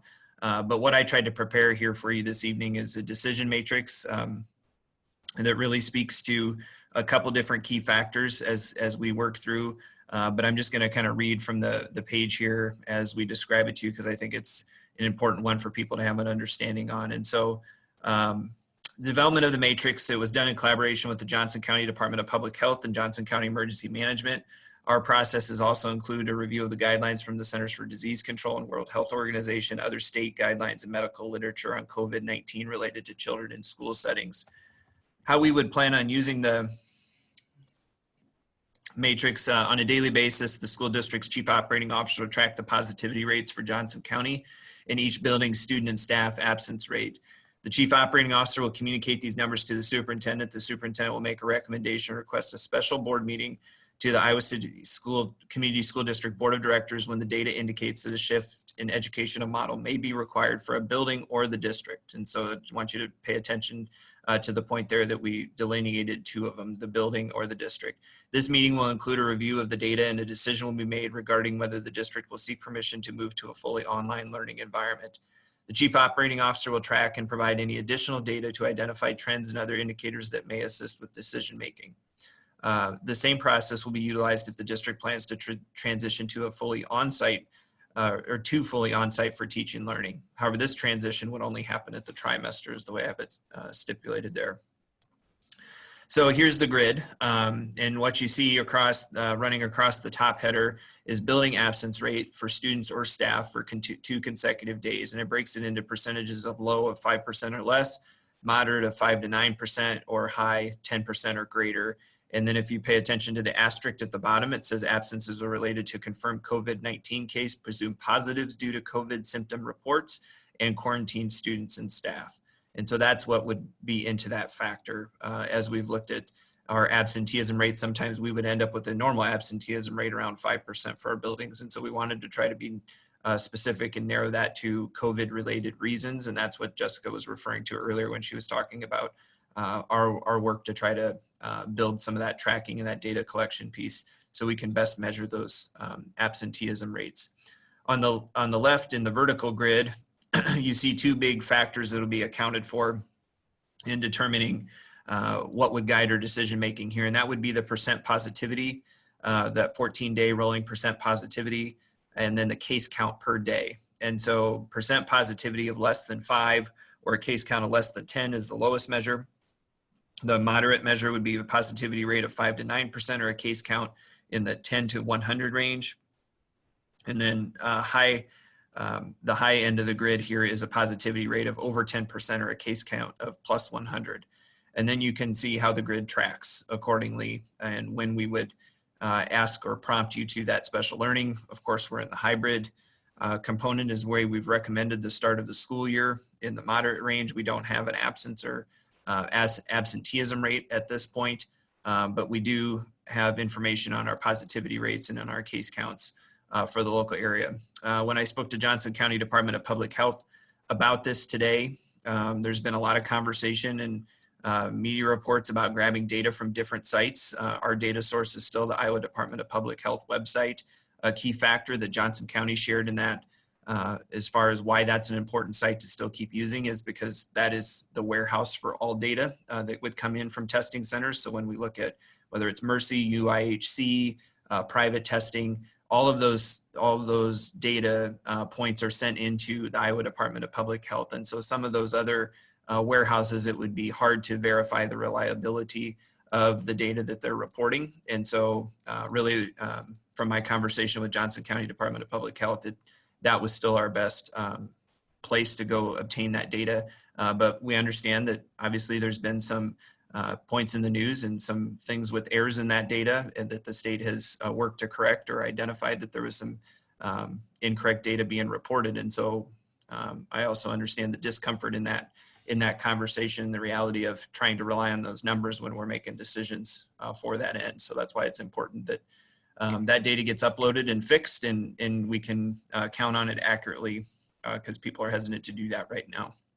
And then I just have a source page there for you. So that is a brief overview of the metrics we brought back to you. I would say that this was also not all original work, that we relied on districts of Ames, Waukee, West Des Moines, as they've started to put together similar metrics and similar documents to look at what can guide their decision making, and in realizing that we're relying on our health professionals and on each other. We're not medical institutions, we're not healthcare providers, we're an educational institution, and so this certainly may not be perfect and may not be without flaws, but based on the information we've seen in some of our work with our district partners and with our local health partners, we feel good about bringing you this for consideration tonight.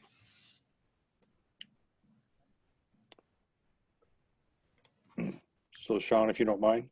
Yeah, go ahead, Charlie. So Matt, I tried to try to use the IDPH site this afternoon to see where we are as of today. And as I understand it, the Johnson County 14-day rolling percent positivity on that site today is 11 point, I don't remember the decimal, 47, something like that, 11.4. Am I correct? So you're saying yesterday it was at 9, I forget what, was it 9.9 yesterday, I think, Charlie, and then today's 11.4. I think it's up close to 1.5% in a day. Yes. Right. And So that would be because, I mean, I think what we can contribute that to is the high positivity rates we saw come in over the weekend, the daily numbers. So you start putting in really high numbers above plus 20, then that obviously starts to change that 14-day rolling average in a significant way. And so when we start to project out what daily high numbers could be, if those numbers continue to trend that way by the end of the week, we could be having to have a different conversation by next Tuesday about what our number is. Because even today, like we just said, we have 11.4. And sorry to cut you off and keep talking here, but the other thing I think we should consider is that I didn't have time to build into this chart, that as we continue to look at it throughout the week, would be, at what point or how many consecutive days of a 14-day rolling percent positivity would we want to consider before we would make a different decision? Because like we just said, yesterday could be 9.9, today 11.4. What if it went down back under 10 tomorrow? When do we take those point in time looks for that? And so that could be one piece that needs to be refined here as we go forward, because when we looked at it yesterday, it would tell us one thing, and today it would tell us something else, and tomorrow it could be back a different direction. I think the trend we're seeing locally here is that it may climb for the next several days, but that may not always be the case. Well, I agree with your, it's hard to know what the index is going to do from day to day. But as it stands right now, the index is pointing us to starting 100% in offsite mode by this table we're looking at today.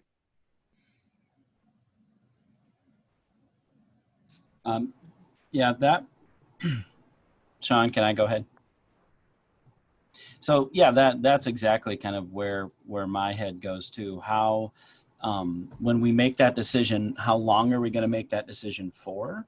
You know, are we going to say that we're going to, you know, I imagine every single day we're not going to make a different decision, but I guess that's my question. How long do we want to keep that in place before we decide we have another decision point? Isn't it every 2 weeks? Like if you're granted a waiver, it's only good for 2 weeks. Yeah, they've said they would only grant 14-day permission at this time. And so I think a couple parts of this you could consider is if the board were going to call a special meeting to consider a shift, you could still obviously seek the state's permission, you know, through that, but then the decision comes back to if that permission is denied and locally we're feeling the pressure to do something different in our system, then what happens. But this is why we're also, why you also voted to join some of that litigation last week. And the question we hope gets sorted out around that 50% requirement, that we may get some additional answers as we move forward here. And so we've committed to a start. We need to continue to see what the numbers look like here over the course of the next week. And we also need to try to get an answer to that question because we can tell it's critically important about how fast things can change in our local community and how we need to be able to make some decisions when locally appropriate to do that. And then also continue to try to follow that guidance that's put in front of us and the channels that are asked to follow. That's my quick reaction to that. Well, yeah, I mean, if we go with this model, we're not following the state's guidance. So, I mean, that's what we're talking about is whatever happens with the lawsuit, kind of what we're going to go to next. Because, and I don't know, I mean, I don't, you know, whatever happens to that lawsuit, you know, if you start looking at a 15 to 20% rate, you know, we have I think a pretty good idea of how bad that's going to be in our community. And I don't know that I'm going to be comfortable at a 18% rate waiting 48 hours to make a decision, knowing that just any number of kids and teachers are going to get sick in that time. However, you know, that's our plan right now to start hybrid. And so I guess if we do go forward with this metric, what is our local decision surrounding, I mean, is 2 weeks adequate? And I'm saying this because I think our families are going to want a little bit of idea of how long this is going to last. You know, I don't think a day-to-day, you know, nobody's going to be able to plan for a day-to-day decision. Certainly we can't call a board meeting on a day-to-day basis. So are we comfortable with saying we're going to close down for 2 weeks and then reevaluate? Does it need to be longer than that? Well, JP, I think that's a great question because, you know, part of, I think, you know, to be honest, the frustration about 2 weeks is it's arbitrary, you know, because really what we need to see is a change in the numbers. If we made a decision to close because of positivity rates, then however long on some level or in some sense we stay closed should be impacted by what those community positivity rates or case counts are looking like. That would be the time frame, right? And so that's where the 2 week, I think the state's trying to create a framework, right, about how they track some of these and give some guidance that they'd grant the 2 weeks. But, you know, the reality is it'd be the same conversation that when the numbers started to look better, we'd probably call a special board meeting to say, okay, well, when could we transition then to back to a hybrid or back to on-site learning in that sense? I mean, we can't turn on a dime either and go back and forth. On some level, pulling down to offsite's a little bit easier, but none of those transitions are going to be entirely seamless as we go throughout it. We've tried to work on what transitions would look like, obviously, over the last several months. But I think you're asking a very good question there about how long would we be in those. But I think part of that's hard to predict or forecast. And you could set some review or some check-in timeframes that you would want to, you know, and I think as we've had weekly meetings, we've already kind of had those built in, or if we had every other week board meetings, we would have some structures built in to continue to check in that process. But that is going to be the difficult piece. You would, if you just followed this strictly and didn't have any permission from the state, or if you didn't work through the guidance to request that, yeah, you would be out of compliance with the way it's being interpreted right now, or the district would be out of compliance. In the situation you talked about, if we had an 18% positivity rate in one day, and you made a decision to close the district in that 2-day leg, you know, I could see a couple different scenarios where the state may come back and start your 2 weeks from the day you decide to close, even though they didn't get you an answer.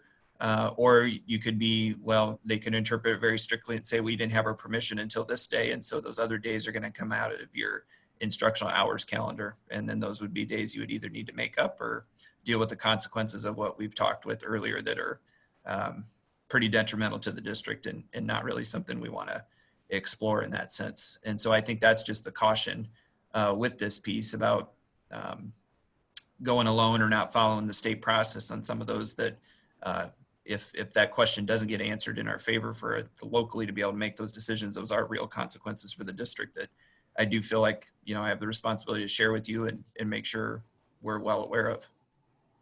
Well, then, you know, if we can be hypothetical or hopeful and say that the injunction is granted, then I guess what I would like to see is when we go to 100% offsite learning, you know, we do that until the positivity rate is, you know, puts us back in the moderate category for a week, you know, 7 consecutive days or something like that, that gives us some confidence that there's a trend line headed in the right direction. Does that make sense?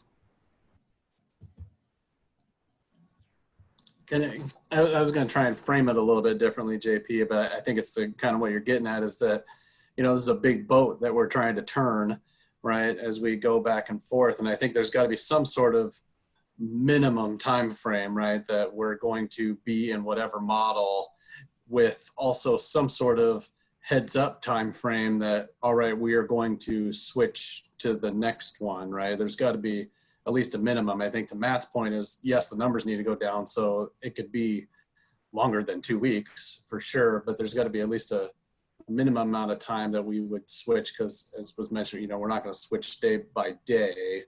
But I guess maybe that's something for the whole team to think about is, you know, how quickly can we turn the boat, right? Like what is a reasonable amount of time to get staff ready to do something different than what they've been doing and things like that. It's, I think this is one of the many reasons, right, why we think we need some local control, because we have a much bigger boat than other districts, right? And we can't do the same things and be as flexible or things like that. So that's what I think we're looking for, right? Is what is that minimum amount of time that we would all need to successfully make a change?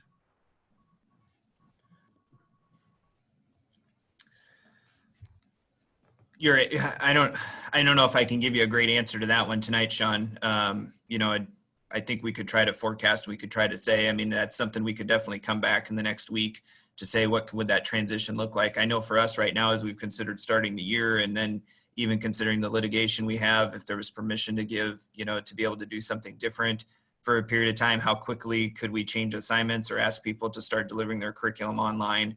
I think we'd want to come back with a little bit of that for you, but I think that's also why in the process we build in a special meeting, because I think depending on the time of the year and some of the things in play, we'd want to give consideration to that. Obviously, if we're in the middle of a pandemic and the situation is super unsafe, we'd want to try to at least close buildings. It's just kind of the question about when can learning happen, you know, through that online capacity in that sense. And so we could obviously keep people from coming to school really quickly, but it's just when can we be up and going in an offsite learning environment if we need to transition.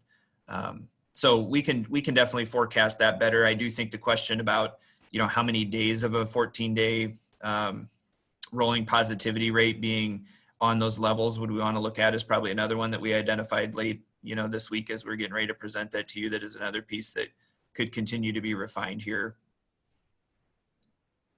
That's helpful, Matt. This is Janet. And I was thinking, Sean, very similarly that, you know, some kind of decision-making matrix. This is a great first step, right? In terms of outlining this matrix and the two kind of axes around decision-making, building rates, as well as the Johnson County positivity rates. But, you know, I think we just need to kind of see the process flow, the decision-making flow. Like, so if we get to the point where we've got a building rate plus a high positivity rate, and it's clear the matrix suggests we need to go to 100% offsite learning, then we have a special board meeting, we vote to do that, we communicate the districts, and this notion of a minimum offsite learning time period, I think is an important next step, Matt, for us to understand. Is it 2 weeks? Is it 21 days? I mean, whatever it is around turning on a dime, right? Operationally, how much time does a district need if we've gone offline to come or out of campus? How long does it take us to get back ready to go back into a hybrid model? So I think we need that guidance from the district administration team. But then also, so minimally we'll be offline for a period of time, but then what is the other metric for if the positivity rates are still in this high zone, you know, what trend in positivity rate decline for how many days do we need to be able to make the decision to go back to hybrid?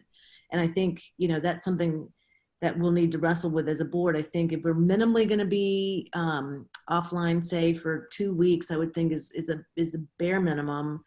You know, what kind of trend do we want to see to safely bring students back to a hybrid approach? And I think we just need to wrestle with that. And is it, you know, 5 days trend? Is it 3 day trend?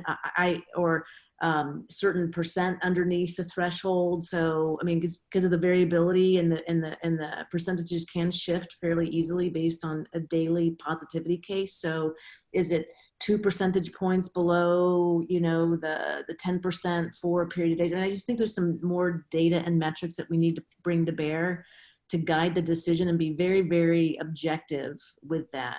And then, so I think that is a really important next step that you were thinking about. I don't know if that's something that we could bring back as a proposal for the next board meeting.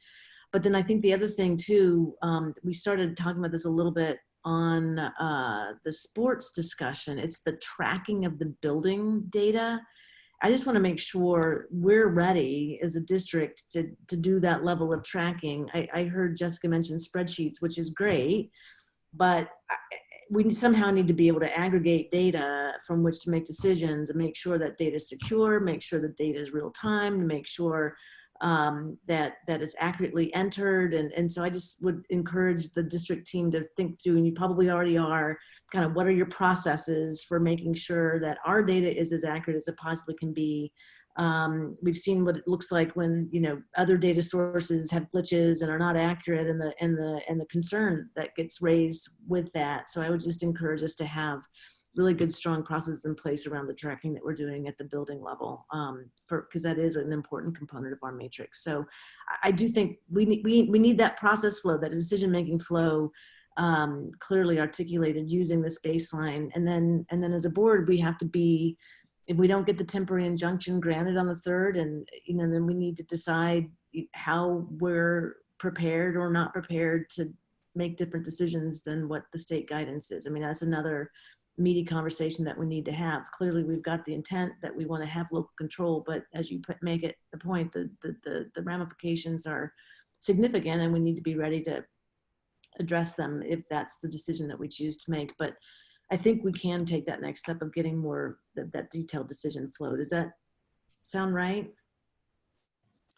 No, I think that makes sense, Janet. I mean, you hit on a couple of the points there that we've addressed with that. I do think that, you know, back to the data tracking and some of that, I do think we just want to be careful on what we promise there. And I think that's why I brought that up with the positivity rates, because I'm not sure we can or should be promising as a district we can be publishing our own positivity rate. I do think we can confidently look at absenteeism rates. That's something we can have some pretty certain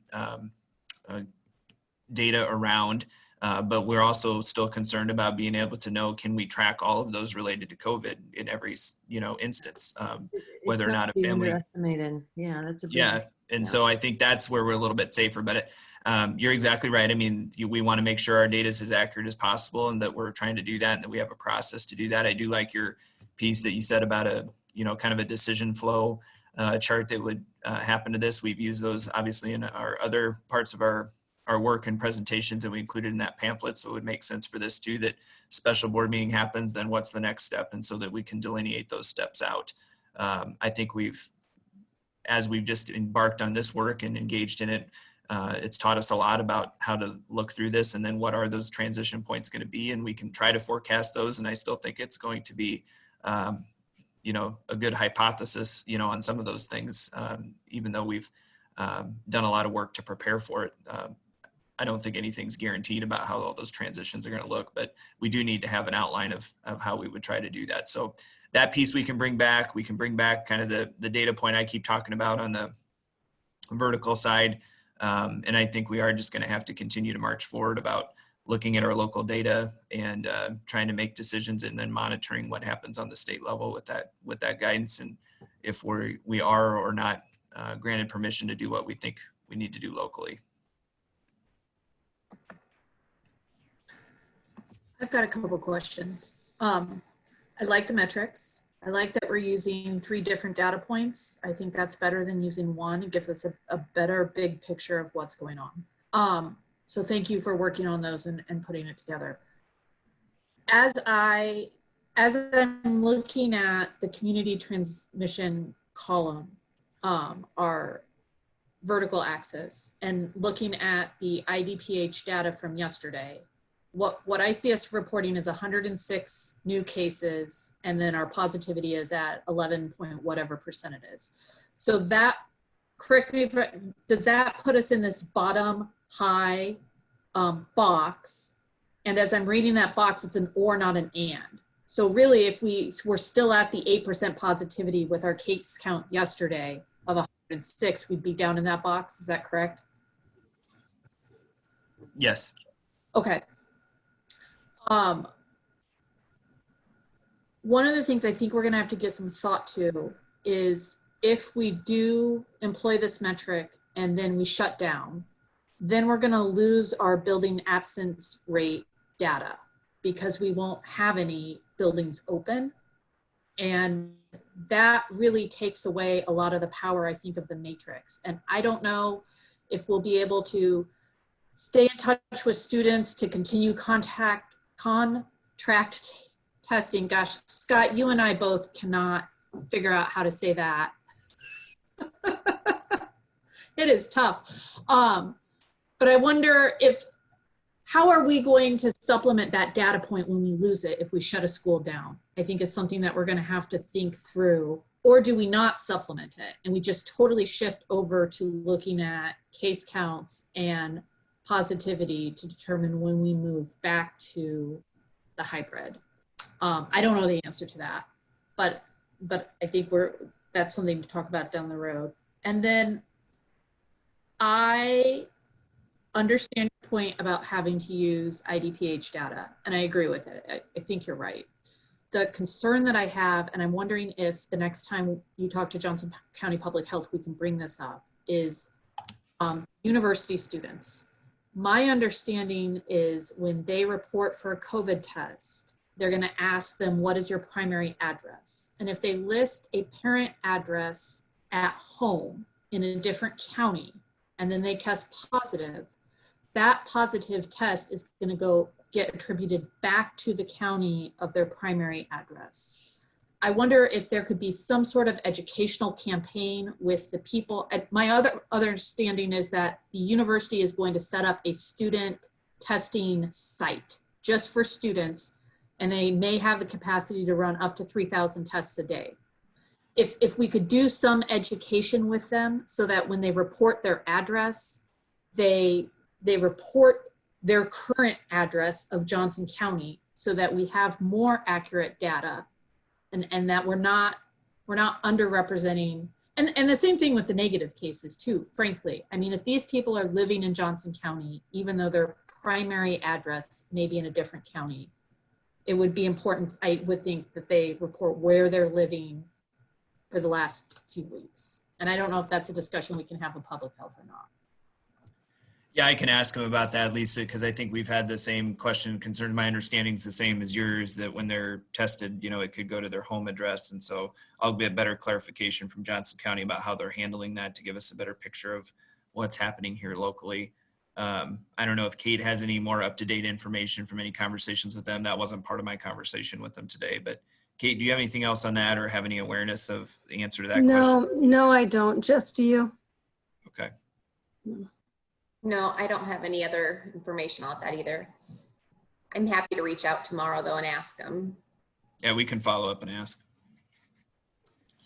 Hey, Matt, I think that, one of the things checking on Lisa's comment about the case count, I think that looking back at some of their documents, we might want to look at that, because I think that case count is not just in general, it's per a certain number of people in a population. And it looks like we might have dropped that number as I look back at some of their documents we might have looked at. So, because I get your point, Lisa, about, well, it says we have over 100 cases, and I don't know if that's by daily, if that's by the population. So we can go back and make that a little bit more clear as well.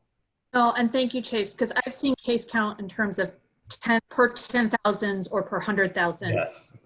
See that metric on here, so I assumed it was just a total case count for the county. But if it's not, please, if we can shore that up. We'll check it. I've seen it like you've seen it. I've seen it a couple of different ways. I've seen it per 10,000, per 100,000, and then it's the higher of the either or, right? And so we just want to be clear. I agree that having multiple data points is what we want, but like you said, we want it to be accurate.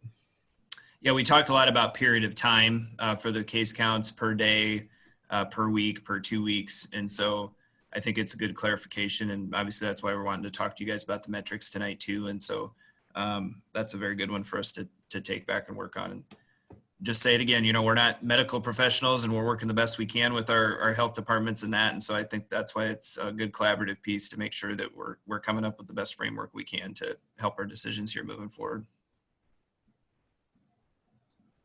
Matt and team, thank you for working on this and getting this in front of us tonight. Just a quick question, like how once, if it passes tonight, how quickly will this be communicated out to families so they can know this is what we're working with? That's the first question.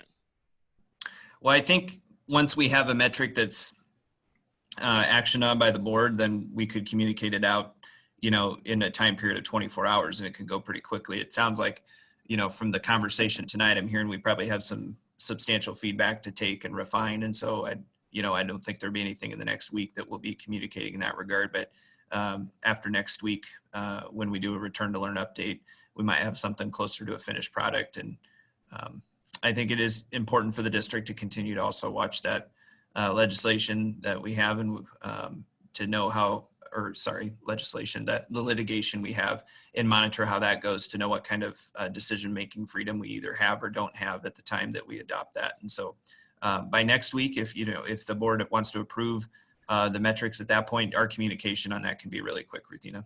Okay, and then I know all teachers and all staff technically start back on the 31st. So I'm assuming that's the point where we'll start keeping track of their absences, or has that already begun to see, are people communicating now whether or not they have been exposed to COVID cases, or give me information on how quickly we'll be tracking that, or if we're already tracking that. So, sorry, Matt. No, go for it. So, a little bit of both, Ruthina. We are already tracking it, specifically related to our athletic programs that are already taking place, or year-round staff that are here. We do have requirements that they need to report when they're gone. Have we been as explicit about it in terms of tracking it so far, like we're now talking about tonight? No, I won't say that we're at that point. I think that's what we still need to work on. And you're right, the 31st is probably one of those watershed days for us, where since everybody's returning, we would really want to start, doing it in earnest then. But we have been tracking some of it. It's just been more limited to our athletic programs at this point over the summer. Okay, thank you. All right, I was going to jump in because one of the things this item is under actions in our agenda, right? Because we're going to kind of take a look at the metrics that were being submitted and decide whether to take action on or not. And I'm just going to weigh in that I'm a big proponent that we needed to create our own metrics because the guidance that we got seemed dangerous to me.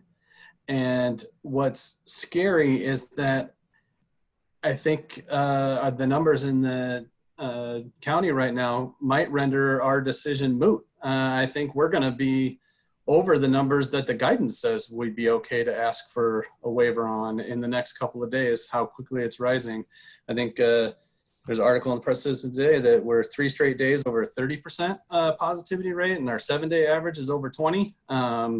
It's climbing really fast. So I think we're going to get to the point where we can follow the guidance and still have to close down. So I think the points that everybody made is, you know, how are we going to decide to get back going again becomes even more important.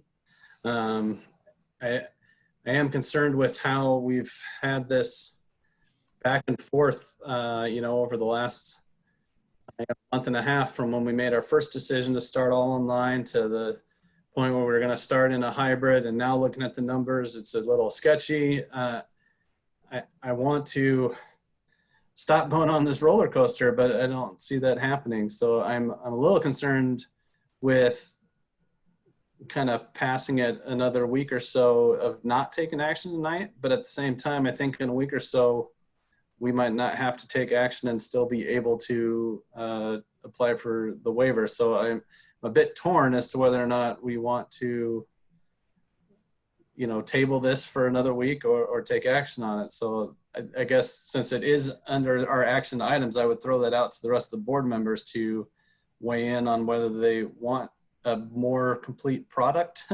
before we vote, or if you want to do something tonight. This is Janet. I actually would like a more complete product before voting in terms of what's the minimum closure if we choose to go to online, the criteria for returning back to hybrid model. I don't feel like the metrics alone for closure are sufficient to guide what our actions as a school board will be. And so I personally would like to have that next piece of information before voting. I don't feel like it's complete and drives a deep understanding of what our decision making will be without that next piece. I was trying to think this through on the, I'm sorry, JP, go ahead. So I was going to say, I agree with Janet. I want to know more about the case count per day number and how, and exactly what we're looking at there. And then, yeah, I want to have some outline of how we decide when we're going to go back. And I agree with, you know, Sean, I think you have a pretty good observation there. It may not matter. However, I think what is true is this is going to be a roller coaster all year long, no matter what. And that's out of our control. And so I want to have as much knowledge, transparency, and control over how we're going to make the decision, because I think we know that probably they're still going to have dollar you call it downtown. So we're going to be, you know, seeing, I think it's going to be hard for us to maintain any kind of continuity when we're in the middle of a pandemic. I agree with Janet and JP. I think we can take another week before voting and drill down on some of this stuff. I also wonder, Matt, did you all discuss using a 7-day average instead of a 14-day average? I'm concerned that the 14-day doesn't give us enough flexibility to be nimble in our response. Yeah, well, I think one edit we made to the chart that we'll probably revert back to based on some of the feedback is around that case count and the 14-day rolling average, because it spoke to which number was higher being the one to trigger the decision, and we kind of backed off that we really wanted to see both. And so as we refine that, I mean, if we wanted to see a 7-day rolling average, we could definitely do that. The other point that you guys talked about in there, that flow chart piece, I mean, no is the easy answer. We did not talk about a 7-day rolling average, but I do think there are other numbers that we've considered putting into there. This was really close to the Ames model about what they approved and what they went with. The one piece that would have been a little bit different was the way we phrased case count on there. And so this is something they actioned on and I do believe are adopted, and that's what they're going to use as their framework moving forward. And this may be a bigger discussion for the board, but to talk about the difference between 7 and 14. But if our goal is to be able to more quickly get back to a learning model, either online to hybrid or hybrid to online, it seems to me using a 7-day average, those 14 days averages take longer to move, right? Because there's just more data that's feeding into that number. The 7-day averages are more easily affected up or down. And so I wonder if we want to consider the 7-day just because it's giving us a better quick look at what's going on, less of a broader historical look.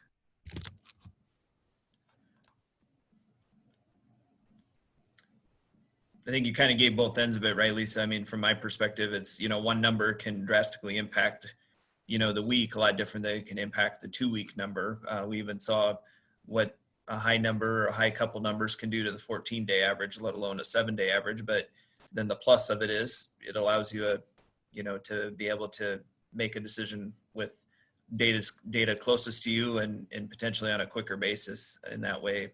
As far as the situation you're living in, you're not living in an environment from 2 weeks ago, and you're looking at the data that's closer to you. And so there's probably a plus and minus to it both. I'm not sure that data is as easy to get, to be honest. The 14-day rolling average is generally what's published in different places. And so I think that would maybe be the question on the 7-day. I guess I'd be more persuaded if there were some if we were a little bit on firmer ground for switching from 14 to 7 days. Well, at least I understand your points. And it seemed like 14 days and a 14-day average is very standard in this in trying to understand what's happening locally. So, but the other point I'd like to make is I'm okay for waiting, or for taking another week to make some decision about our numbers here. But we're going to have students coming on to buildings potentially, and the second week in September, start of the second week in September. And if there's if we are in if there's the kind of local community transmission that we're looking at, or apparently we're seeing in this county, I'm really loath to get into the position where we're not able to say to students that we're not going to start school until these transmission rates are or much safer than they are right now. So again, 1 week, but I'm really hope we can make a decision within a week. I agree with that, Charlie. Hey, Matt, what on the 3rd, the hearing, do we expect to learn that day whether the temporary injunction is going to be granted or not? I don't really know what to anticipate there. I can also work to get that answer from Joe before we get together again. I think the best answer is I'm not exactly sure, Janet. I think the other thing that could come into play when we look at this, and it might not be immediate, but that even if the district wins the temporary injunction, however quick an appeal could be filed, then there could be a hold put on that injunction too that would limit our flexibility. And so we would still need to make a decision about what we'd want to do in that time period of not knowing. That may or may not happen, but I think those are all real possibilities. I just raise it because, if we next Tuesday can vote on kind of what the metrics, the 7-14 day, whatever that is, how do we return back to hybrid, the length of time, that decision-making matrix or the flow chart that we talked about. We learn on Thursday what the court says, maybe we need a special board meeting that Thursday night to, talk about where are we, in terms of the court process, and also where are we trending from the matrix that we're going to be putting together? Where are we trending? And before we get to September 8th, maybe we need another, and maybe we talk about that in agenda setting, but it just may be that we need to be more responsive once we get that additional piece of information from the court, if there's any decisiveness there. But I want us to be thoughtful about what the implications are, just so that we go in eyes wide open, all agreeing if we're going to make a vote on not starting and not following state guidance, then we just need to all be in on that. We just need to agree and have a thoughtful discussion and be ready to go. So maybe we talk I know about the first time that we submitted a waiver, it wasn't necessarily at your guys' direction. We had moved ahead with that, and we did follow the recommendation to start offsite, and so I think that's why our process in that sense looked a little different than the way it sounds now about waiting on your kind of direction to follow that process or what that would look like. I do think that if we monitor even these 14-day averages here over the next couple of days and they jump above the 15%, we may need to meet before the 1st and to talk about that, to talk about the waiver and what that looks like again, and going through that process again, to at least have had that conversation. And so unfortunately, I know this is probably frustrating, conversation for our community, but I think this is going to be the nature of the environment we live in for a period of time here, and that we know that numbers are going to continue to fluctuate. And unfortunately, I mean, I know hindsight's 2020, but in this sense, I do think we did a good job on July 14th of trying to say, hey, what was going to best position us to be most successful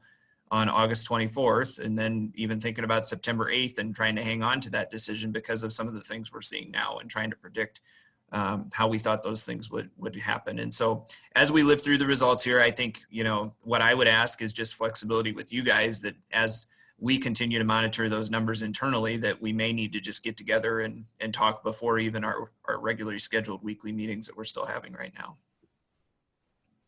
And I do appreciate the transparency of coming to the board. I also want to very much you guys to have the flexibility to be able to respond, when we've given you the direction and the metrics, that you can go ahead and start some of these processes, because, and I don't know, I don't want to have to come together to have a unanimous board vote to direct you to do something that you're going to do based on the metrics and based on, frankly, the way you've been handling this and your judgment, thus far. Matt, I think somebody brought up I think it was you in response to the question about, I think that Lisa asked about if we shut down, what happens to extracurriculars. You mentioned the FAQ that the state has out there. And one of the things I remember going through that, one of the things I had on there is that it explicitly says you don't have to wait until you hit this 15 or 20% number to submit for the waiver. It just makes it sound like you could totally do that, but you're probably going to get denied. But there's nothing in there that says don't even bother. I think it specifically says that you can do it whenever. So I think the bigger question that we're going to have as a board and an admin team is, what do we do if we do not get the waiver? Not when should we ask for it? I think that ship has sailed. I mean, we have asked for it, and we need to ask for it again, because it's even worse now than it was when we asked for it in the first place. But the real meat of it is going to be, what happens if we really don't feel like it's safe and we get denied. It was a week ago, right, that I sat here and said, I feel a lot better looking at a hybrid model because our numbers looked better, and looking at, how small the class size were going to be, I felt that it was going to be a lot safer for our teachers and other staff to be in the buildings. And I meant it when I said it. And now it's 7 days later, and I don't know that I could say that anymore. And so this has been such, other than calling it a roller coaster ride, right, JP? Like this is what it is. And I think we need to really look at not what are our metrics to ask for the waiver, but what are we going to do when they say no? And I think we have to do that soon. I think, like I said, I think the numbers are going to totally warrant us getting a waiver. But there have been a few districts, at least one that I know of, right, that asked for a waiver because they met the metrics and were still denied. So I have that concern as well, particularly when they say, well, you don't have a 10% absentee rate because you haven't opened schools yet. But what if we have a 25%, positivity rate? And they say, no, we can't do the school that way. So I think we are, I'm probably just voicing what everybody else is feeling, but I just wanted to kind of spit it all out there. I know, Matt, I think you're right. We might have to come together quick between now and the 1st even. I think each day as we look at that 14-day number that we're supposed to use, it's going to keep climbing. I love it if it didn't. I mean, I would really love to be wrong and that it's just going to drop precipitously and life will be good. I just don't have that faith right now. So I think we're going to have to keep a close eye over the next 2 or 3 days and really come together to make some hard decisions sooner than later. But to that end, I think that might render moot the need to vote on the metrics that are put out there right now if we might still have to take some actions separate from that, and folks want a more complete package to help us look at what we're going to do for the entire year, not just 2 weeks from now. Or I think that was the same thing we talked about with our litigation, right? It's not about day one, but about the whole year. So I think we can definitely push back any sort of vote on those metrics, but I think we have to be prepared to react shortly. Well, I think you're right, Sean, and this is a reason we pushed the start date back, right? Because we still felt that we could anticipate some of the effect that was going to happen in our community, and so in some way, this was part of the reason we pushed the start date back, because we at the time also talked about wanting to see what happened with the impact of the influx of students into our community, and so I think that was a wise decision at the time, and so we'll continue to talk about, we'll continue to track it, and I think if it's appropriate that we need to consider some different action, we need to have a conversation and bring the group back together. So I think you're exactly right. That's the best we can do right now. We'll work to get this matrix refined and further detailed and bring it back to you for consideration just as soon as we can too, or if we meet in a special meeting, maybe even before that. So. And sorry, just real quick, not to belabor the 7-day number, Matt, but if you all came back and said, to me, it's more about the length of time that we're going to commit to keeping school closed. And so if you all come back to us and said, really for consistency, for teachers, for the delivery model, we're going to recommend a minimum 14-day closure anytime that we go into an online mode, I'd be less concerned about using the 7-day positivity rate, because then we know we're going to be there for at least 14 days and we'll at least have that 14-day period. Okay. But if you were going to say, no, I think that we could close for 3 days at a time and that would be the commitment, that's when I would think that we would want a shorter look back period. Yeah, I can tell you right now, closing for 3 days is probably not a realistic option for us, right? That it's going to be more of the, a 2-week time period, something like that, for us to be able to transition effectively. So, yeah. But if it's a 2-week time period, yep. Yeah.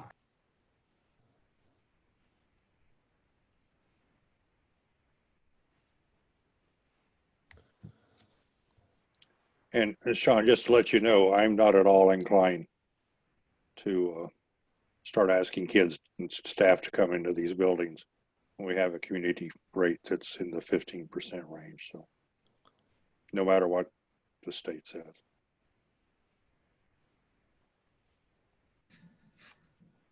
All right. So I think you just go by not. Are we okay with tabling this action? Looks like a lot of nodding heads. All right, so we will table that and let's go ahead and move on to our next topic, because this is an important one that kind of goes along with everything we've just been talking about. So this is on our nurses in our district. I don't know who's taking over. Yep. So Laura's going to lead this part of the presentation for us. So Laura, go ahead. Good evening, everyone. First of all, thanks to the board members and the whole administrative team for putting this on the agenda. It's something that Obviously, just as Sean said, leading up to this agenda item, deserves a lot of time and attention. We've already discussed a lot of points that really compel us to seriously think about the need to add additional nurse FTE for the district. And so what we've prepared tonight is just a summary of some general nurse responsibilities, because even though, the bulk of what we've discussed tonight is specific to the current pandemic, COVID-19 era that we're in, and the duties and responsibilities that our nurses will be needing to perform, we also need to keep in mind that in normal times, they have a whole host and range of duties and responsibilities to keep our student population safe and healthy. And so as we go through this, we're gonna, actually, it might be kind of hard. We're gonna, task you a little bit just to think of some pieces of information related to where we've been with our nurse FTE, and then, where we have recognized under normal times that we need to go, and then just that immediacy that we have, of course, now during the pandemic. So as you already know, because Jess has spoken and shared some of her expertise tonight, Jessica Jimerson, our health services specialist, is here tonight as well. And I'm sure she will interject, add additional information as we go through this. Feel free to, of course, ask questions as we go along. And we also want to acknowledge our 10 nurses that we do have in the school district. One serves as a one-on-one special education nurse, and then we have 9 gen ed nurses that serve our district population. So as we get started, we, there we go. Just a brief summary when we think about nurse duties and responsibilities generally. Of course, nurses are licensed practitioners. They work in the school community. They have vast knowledge of, clinical knowledge as well as developmental needs of students. They need to know a lot about public health, obviously, as we've been talking about tonight as well. And just some of the general duties and responsibilities that nurses have. A lot of case management. They're writing individual health plans for student needs. They're providing a lot of education and health awareness to staff, families, as well as students. They're connecting families with primary care physicians, connecting them with other types of medical experts. And there also are a lot of duties that nurses, that evolve for nurses. So it, from one year to the next, it might not look exactly the same. And we've listed a couple kind of pre-pandemic duties and responsibilities that have also been added to nurses, such as just helping with the process of workman's compensation. They need to do that first initial screening and authorizing, medical care for district employees. Of course, immunization compliance has always been a part of a nurse duty and responsibility, though it's a little higher stakes now with some of the changes with the laws and compliance issues. The concussion protocol that was implemented recently within the last few years, and just that increased need to collaborate with school teams to support student mental health needs. Those are just a few examples of evolving school nurse duties. When we think about the ratios, this is where we probably start to need to think a little bit about where have we been in the past as a district with our school nurse ratios. And then we'll also share some statistics with, as we talked about, the standard enrollment and how many kids will be in our buildings. We'll share the ratio compared to that as well. So last year's figures, which actually are essentially the same, the nurse ratio is essentially the same with our student population, is 1 school nurse to about 1,650 students. And I did put in there 8.8 FTE because that was last year's ratio. We just were able to round it up to 9 nurses here fairly recently. And depending on building assignments, because we always take into consideration a variety of factors when we're thinking of those, but a nurse ratio can be as high as 1 to 2,200 students in our district. just for one nurse. So that's why there's a range, and our overall ratio is about 1 to 1,650, but the individual nurse ratios with the buildings that that nurse has, can exceed that. So the recommended ratio from the National Association of School Nurses, Iowa Department of Education, a variety of bodies that oversee this, is 1 nurse to 750 students. And then if we even think further about various needs of students within the school setting, there are students that require daily professional nurse services. So for those students, or when we think about the students who need those daily professional nurse services, the recommended ratio is quite smaller, 1 nurse to 225 students. And then with student populations that require more complex health needs, you can see the ratio there is 1 to 125 students. And then there are, of course, some students who require continuous daily professional nursing services, and that's when a 1-to-1 ratio is recommended. So if we were to apply those ratios generally, thinking about the needs of our current K-12 student population, keep in mind this is K-12, we're not even including our pre-K students into this mix in equations of ratios. It would take about approximately 10 additional nurse FTE just to meet those needs and to abide by those ratios. And keeping in mind that a nurse average salary last year was right around $69,000. So then when we think about issues specifically related to COVID-19, we've already pointed out that we've been understaffed with our nursing staffing ratios for the past several years. And as has already been communicated, our administrative team, you as a board, we've already recognized that. And so tonight, hopefully, that's part of highlighting what we already knew and just looking at some facts and figures for that. When we then shift to thinking about, so what's specific to the COVID-19 era that we need to take in consideration as well. Under that standard enrollment, or I kind of referred to it here as the hybrid model, when we think of about that 55% of our student population opting into the standard enrollment, our ratio then is approximately 1 nurse to 874 students, still above the recommended ratio overall. Closer, but still above. And then we've talked about so much of this tonight, so this is just a little bit of a summary of some of the responsibilities specific to the return to learn in COVID-19. And I think actually the ones that are on there, we've talked about each and every one of those so far. When we think about just overall general benefits of additional nurse FTE, of course, we're thinking about increased attendance and connectedness and engagement with school. We're talking about academic gains, because we want students to be healthy, and healthy students are going to be more likely to perform better, feel connected in their school environment. The amount of time that other staff may be spending mitigating or assisting or helping with health needs, if we were to have more school nurse staff, that would probably diminish.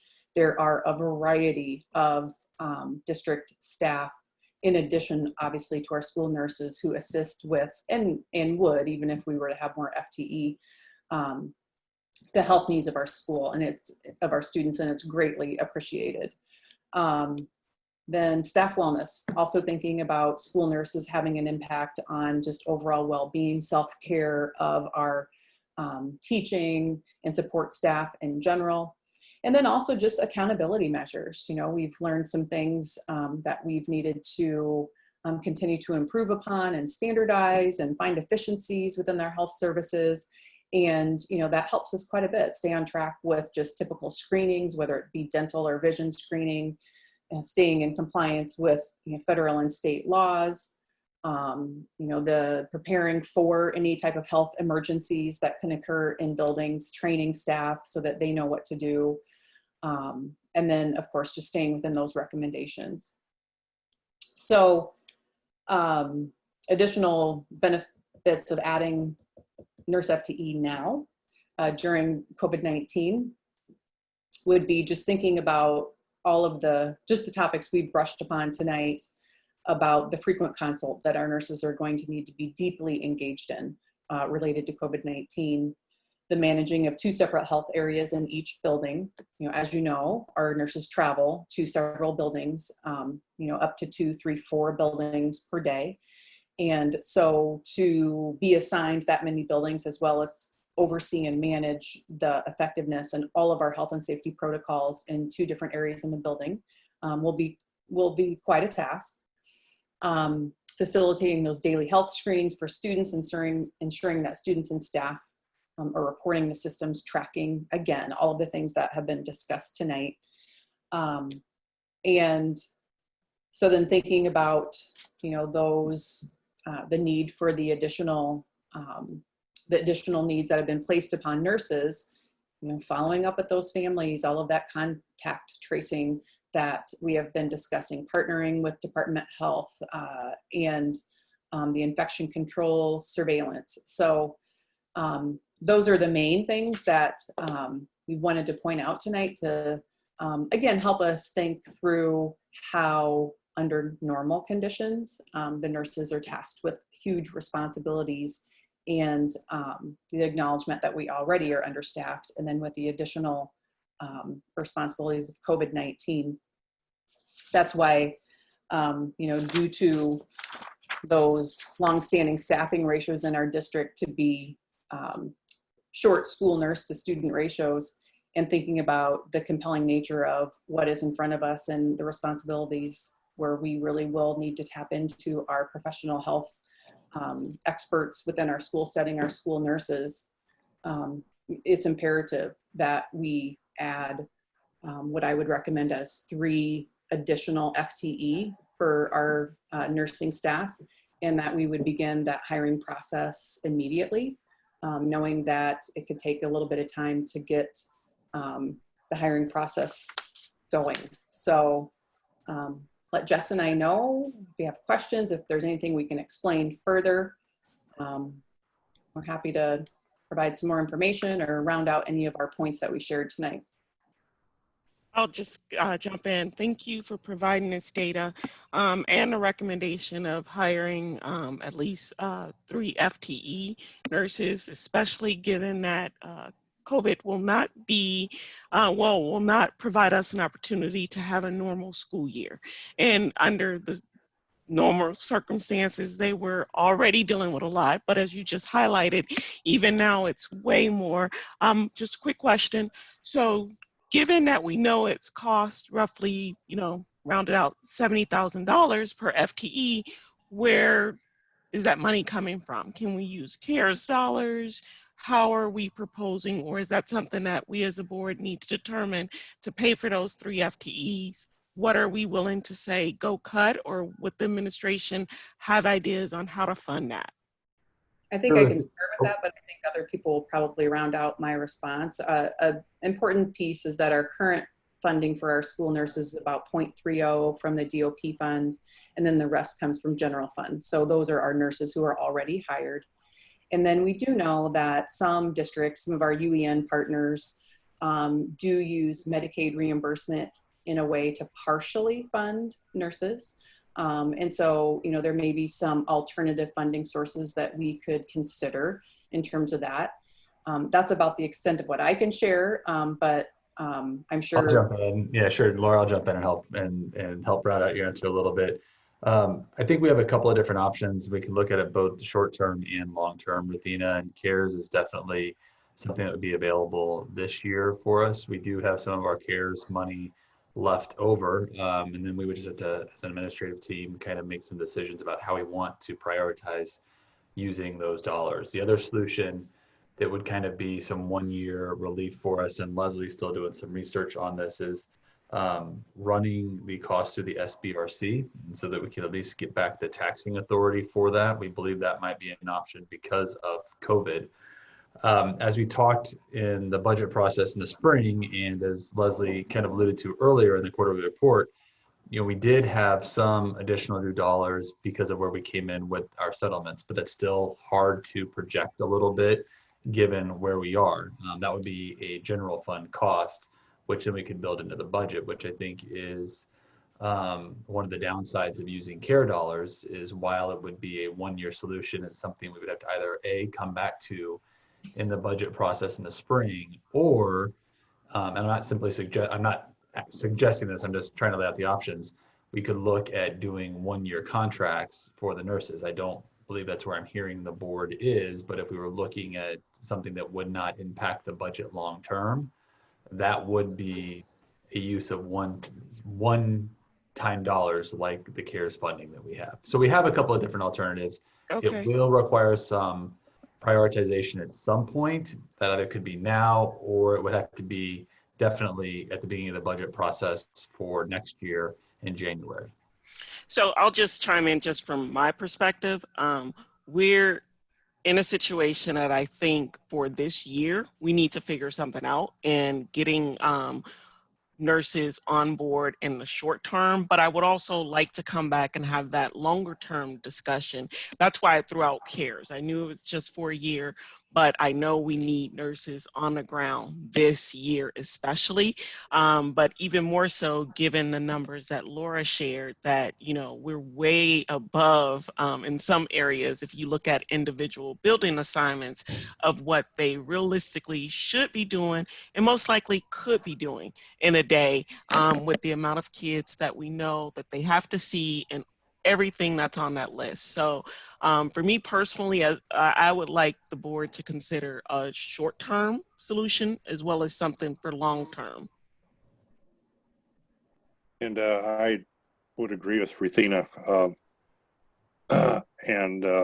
We've had several correspondences from the pediatrician folks who have been very much in favor of increasing the number of nurses that are available to students and staff in the district. So I would certainly approve anything that will get us in that direction, especially this year. And I think Ruthina's ideas about a short-term and a longer-term approach are fine. I think the recommendation is for 10 additional nurses this year. I understand, Laura, that you're looking at a little bit 3 or so. I can accept a staff recommendation that's less than 10, but I certainly want us to make sure that we have enough nurses to handle student health needs during the coming months. Laura, does the 1 to 874 ratio that's in the PowerPoint take into account that only half of the students are in a building on a given day? Yes. Okay. Oh, wait, are you saying, no, that is the total. So that we took the total of the standard enrollment, and that isn't broken down on A days or B days. So if it would be the A and B kids, Lisa. Yeah. Okay, so if we parse that number down a little bit more, on a given day, while we're in hybrid, what our nurse numbers are really going to be, our ratio is 1 to 437 kids. Is that correct? On a given day, yet they're responsible for all those kids throughout the week. And do we have any data on some of the kids that opted into online? You know, one of the things that we heard as board members on our emails was concern because kids already are immunocompromised or have some of these underlying health decisions. Do we have any data on those demographics, that some of those higher need kids are actually self-selected into the online program, and so they won't be presenting the same caregiving needs that we would see in a typical year? I don't have those statistics. Jess and I would have to talk and see if there's a way that we could pull that without, identifying any particular students. And I think the important thing too is that, school nurses are there to support the health and safety of all students, not just the medically fragile students. And so I think we would really need to think about the scope of the needs of all students, preventative care, proactive care, not just response to, ill students, as well as, our medically fragile population. Could I interject as well too, Laura? I just wanted to share as well that school nurses are unique to a school district in the fact that we are independent healthcare professionals working in an educational setting. So yes, we're employed by a school district, but ultimately our license is held by the Iowa Board of Nursing. They published a memorandum to school nurses on just a couple weeks ago, recently, July 28th, and it stated that that it was in regards to delegation process. And school nurses, when we delegate, and this is a concern whether it's COVID related or not, in normal times, our nurses, our biggest concern is training, delegation, and liability and safety of our students. And this position that the Iowa Board of Nursing, that memorandum they published, it states that a nurse cannot delegate to unlicensed assistive personnel unless they're in the building.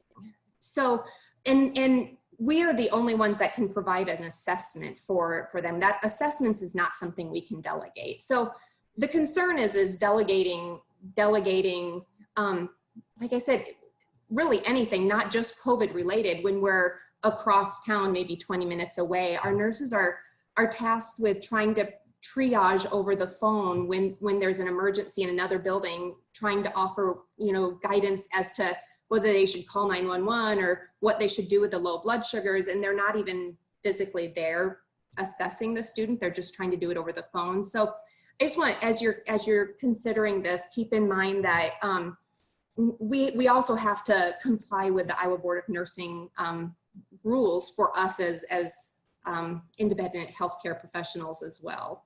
No, thanks, Jessica. So I wasn't quite done with my questions.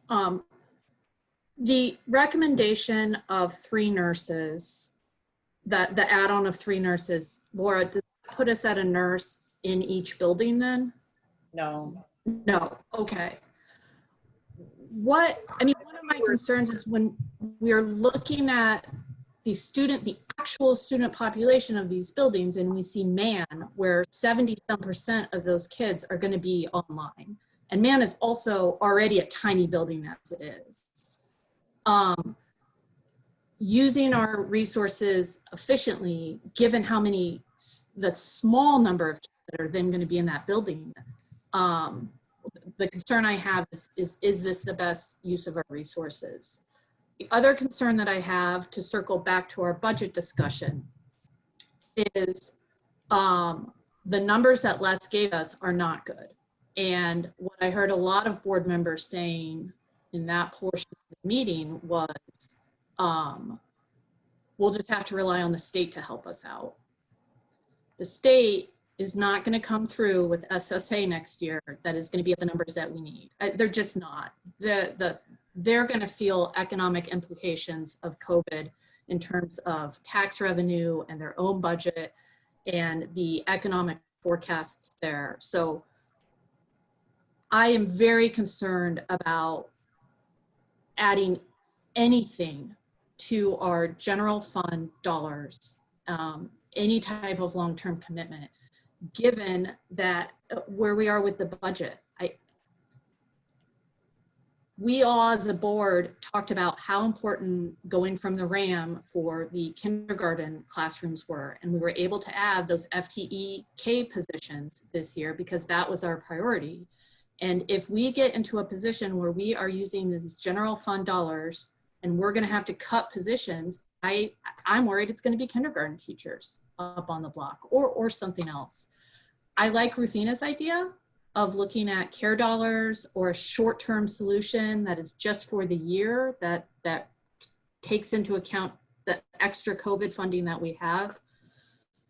Maybe Congress will go back in session and give us more additional COVID funding, a CARES Act 2, and I think that would be a great funding source to explore, but I don't think we're in the same position numbers wise as we were last year, given the capacity that our buildings are in. And I think we need to take that into account. So I'll weigh in. I support the use of I support adding nurses. In our current situation, I don't see that we have much of a choice, honestly, given all of the health and safety issues that COVID brings. I think that starting off with 1-year commitment, trying as best we can to utilize other funds to support that. I do think that we need to keep in mind there's so many unknowns in how we're going to start, but say we start in hybrid and we end up bringing students back after the first trimester. Many of those online students, if the pandemic is slowing, will choose to come back to campus. And I just want to make sure that we think and be thoughtful when we have more students, in our buildings around what that impact will be to our nursing staff. So I'm supporting minimally the short-term need for additional nurses. But long-term health is such an important component as well too. I get, Lisa, what you're saying about general fund and teachers. I mean, we're put in horrible situations to have to judge between health and safety and learning. I do know though, if students are not healthy, they're going to have a hard time learning. I get class sizes are bad too. I mean, these are horrible decisions they have to make. But I'm just weighing in on support for short-term needs in the COVID crisis and keeping an eye on how we can better support nursing staff and numbers and ratios going forward, being as creative as we possibly can. I'll just chime in real quick. Yeah, I agree with what folks have said, and especially with Janet's point. And we've been through this budget talk before, and we always end up comparing, teachers versus librarians versus nurses, and we're very loath to make any, we want to make a dent in class size. So anything we do to make it worse is, really hard and frustrating. But as I think about this more, and I've listened to people over the years, in a normal time, I think our nursing situation is dangerous. In COVID, I don't think it's possible. And if I think about Maslow and the hierarchy of needs, if our kids aren't healthy and safe, they're not going to be learning no matter how small their class sizes are. And so I absolutely support hiring at least 3 nurses for the short term. And I want to find a way, I would love to find other ways to pay for nurses in the long term, but I think we have to be very realistic about what's being expected of our schools, even in a non-pandemic time. And to do what's expected of our schools without nurses, I think it is putting a strain on everybody else and just making the learning environment more difficult. And I'm really ready, I think, to put a lot more priority on the health and safety overall of our buildings, even after the pandemic. And to the point, I hope we get 100% of our kids back in school this year. I mean, that's our goal. I'm skeptical of that just because of what I'm seeing unfold, but that is our goal. And I want to have metrics in place that gets us 100% of our kids. So, but we're still going to be having to deal with a virus, and we're going to need this support.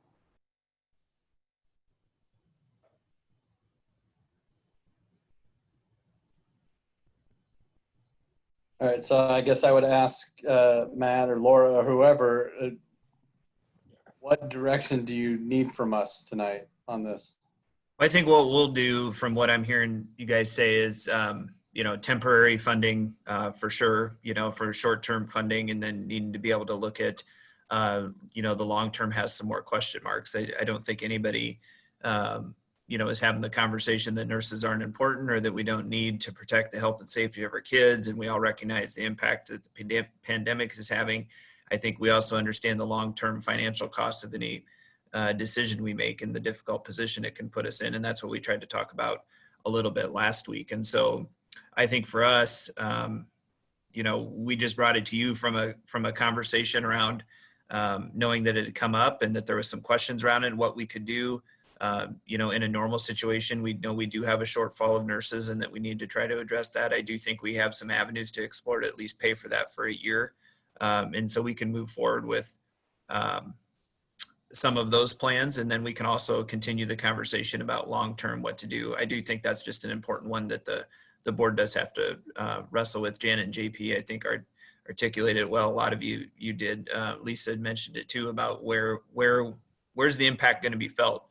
We saw the fourth quarter financial report in some of those forecasts. We know that nobody likes to talk about any of those cuts to any areas. Everything we do is important, and you're starting to see, what a decade long of underfunding to public education starts to do, and some of the consequences it starts to happen when it happens. Then in the middle of a global pandemic, we have some really ugly scenarios about large class sizes when we're trying to social distance, not enough nursing staff, just not enough folks to go around. And so those things coupled together are problematic, and that's just the reality of the situation you're in. And so you're exactly right. None of these choices are fair or what we would like to be doing for our community, but it's the hand we've been dealt. And so we'll try to work through it the best we can. So to wrap up your question, Sean, I think we'll move forward with looking at bringing some additional nurses on board with some short-term funding sources, and then also continuing to bring the conversation back around how we could or may not be able to sustain that in the long-term environment, or what the trade-off would be to sustain the nursing level in a long-term environment. So what we don't want to do is pit nursing against other programs. Nobody wins in those scenarios when we do that. And so we just need to make sure we're looking at that budget from a whole picture when we do get to those conversations in the spring.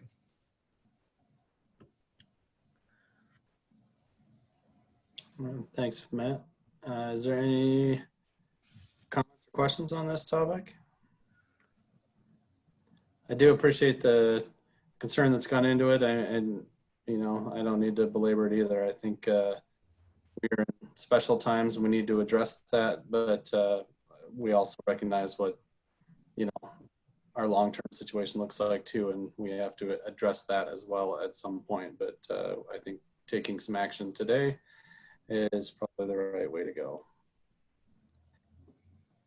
All right, if we're ready, we can move on to the next topic. This will be a little bit shorter, hopefully. Dr.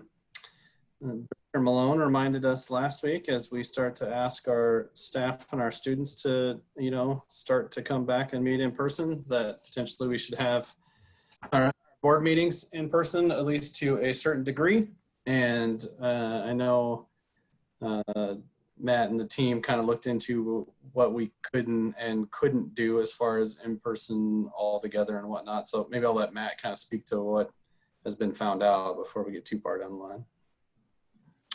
Sure. So I think what we know at this point, that probably wasn't a very great way to state that. What we do know is that if the board does want to meet in person, we could still hold the rest of the meeting to the public virtually. And so that would allow for the board to either provide some personal protective equipment or socially distance if they wanted to meet in person. But the rest of the community, we would still hold the meeting through the Zoom technology we've been using. We could still facilitate community comment, public attendance at the meetings, but it would allow us to avoid a large gathering. We could limit the panelists that would also be in the room in that regard on the administrative team. And so it would be a small number of people in that room, and you could do them in person, or you could continue to do them virtually. I know a couple board members brought this up from the conversation of if we're going to ask our staff to come into buildings, and I think some of those things that could be a potential, reason for the board to start to do something in that regard. But I would also say after our conversation tonight and what we're seeing with some of those numbers that, without the need to make a decision on that, you can also delay it a little further if you want to. So I know we put it on here because I think I was due back with some information around how that public portion would happen. But we could have the boardroom ready. We could have plexiglass dividers with additional PPE for the board to use if there was momentum to want to meet in person and do that, or we could continue in the virtual format. But either way, we can hold the public portion of this in a virtual space, and so that we don't get ourselves into a situation where we have a large gathering. So Matt, could I ask, would we be okay with the custodians at the central office if we met there, because that'll add to their workload to some extent, I guess, for cleanup and. So Matt, do you want to chime in on that? Yeah, I was going to ask you, so you can. Sure, Charlie. First off, thank you. I appreciate that, and you're watching out for our team. I mean, we did walk the boardroom and look at how we might set that up. I think that some of the things that we would really focus on is what Matt said. And so, you know, we would look at it only being probably 10 to 15 people in that room every other week. And so we could socially distance. And then if we limit the access through the door that's down by the bedroom, down by the boardroom, we would be able to then also kind of shut off the rest of the building for that area they had to clean. And so while there would be some increased cleaning responsibilities, the team has looked at a way that we could set that up, and they would be able to handle that and make those adjustments. Okay, thanks a lot. Jays, you know, I think part of our plan that was laid out a while back was whether or not kids would be cleaning up after themselves. You know, I have no problem cleaning up my own spot in the boardroom after I'm done. So. All right, it's on video, so I will make sure there is a spray bottle by your chair. No problem. I'll just say, being in the boardroom right now, I don't know how you get more than 15 people in this room with everything else that's in here right now. So that's right, Paul. So right now we are doing some work inside the ESC, and so we would need a little bit of lead time if the board did want to start meeting in the boardroom, because we're utilizing it as a storage room for materials as we reconfigure things here in the ESC, and we would need to clean some of those spaces out. Not undoable. Again, Dwayne and the team will do a great job, but yeah, we will have to do a little cleanup in there. So how much time would you need? I mean, we'd make it ready. Yeah, if you decided tonight that the next meeting was going to be there, we'd have it ready. Yeah, Okay. I'll just put out there. Oh, go ahead, Lisa. I'll just put out there, I'm real uncomfortable. I mean, we just had a conversation about how important nurses are and how we don't have any money. And now we're talking about spending money installing plexiglass barriers and giving the board members PPE and increased custodial costs for cleaning up after our meetings so that 15 of us can meet in person. I'd want to meet in person. I don't want to have to bear a significant expense to do that, or any expense that's possible to avoid. I'm also not sure that right now where our positivity rates and case counts are headed is the right time to be meeting together. I think we are on track to have worse numbers than in April, and that's when gatherings of over 10 were banned. And so I don't know about the idea of getting 15 of us. I'm not sure that sends a good message about being responsible, and if it's safe. So I hear what you're saying. We also have teachers going back to work on Monday, the 31st. And so. And I hate to interrupt you, Janet. I keep hearing that, not because we want them to go back. I understand, but if we have, my point is, if we have adopted a hybrid model so far, we're working our way through the process around decision making. But if we have teachers going back to school on Monday, I feel like we need to, as a board, be willing to do what we need to do in person. I'm thankful that we can continue the Zoom opportunity, because if we were not able to have a Zoom option for community members to watch, I wouldn't be in favor, because I think there's been a real benefit to be able to have that many people engage in the board meetings via Zoom. But I feel it's kind of hypocritical on our part if we are saying we're still going through a decision-making process and we still are in a hybrid model, that we're part of the school district team, and we need to do what we need to do to be in solidarity with other people who are going back to work. It's just again, not easy answers, but that's kind of my point. I feel like if we've got teachers going back, I think we should go back. I'll throw in. I don't think we need to think about next week as a special board meeting. I think if we were to go back, it would wait until the first regular board meeting on the 8th. But I think we should kind of look at consistency's sake. And as we just talked, we kicked a kind of decision on metrics until next week, and to wait and see how bad the numbers go. I think we're going to have to, make that tough decision on what school looks like. And I think some of our board decisions should kind of go along with that. So I don't know that we need to land tonight on a date that we're going back. Unless I'm way off base, I think the 8th would be the first one that we would do. And if, you know, the rest of the stuff we discuss, you know, within the next week tells us that school should look differently, I think that helps inform us of what our board should be doing as well. I want to, you know, I want to kind of lead by example, but I think that cuts both ways, right? Doing what we're asking other people to do, but at the same time also showing what we feel is the right thing to do. And that kind of cuts both ways there a little bit. I just have to chime in and remind everyone that we have sued the governor of this state because we are saying that her metrics are not safe. That the first cause of action in our lawsuit is saying that she has disregarded her constitutional duty to keep the health and safety of Iowans paramount. And so I get that that there's this argument that we're asking teachers to do that and we're not holding ourselves to the same standard, but we are literally fighting in court because we are saying that that is wrong and that is incorrect. So I don't know how we make this argument in a courtroom and then disregard it here. It doesn't it doesn't wash out. I'm just going to chime in.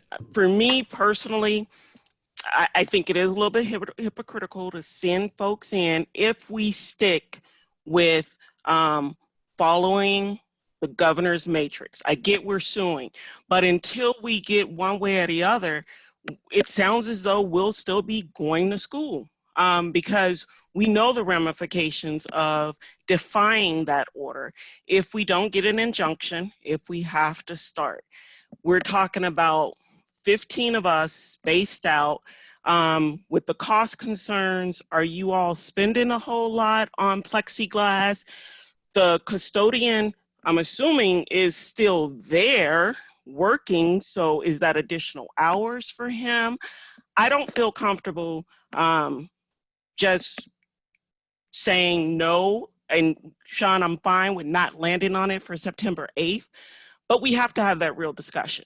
If we're asking not only our teachers, but our parents to send their kids into the building and trust us, we're doing everything to keep them safe, and we don't have that same trust for a few hours of, I mean, the district doesn't even have to provide me with PPE because who's here doesn't have their own mask that you're wearing when you go grocery shopping.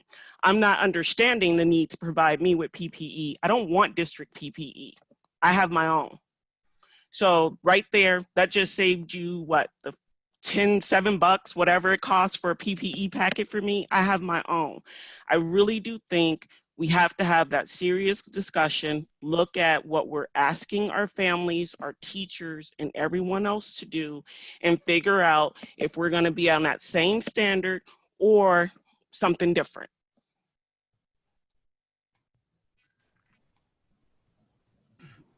I'll chime in here a little bit. You know, this is a tough one because I have that gut feeling of hypocrisy as well. I'm going to kind of go back to what Charlie said. If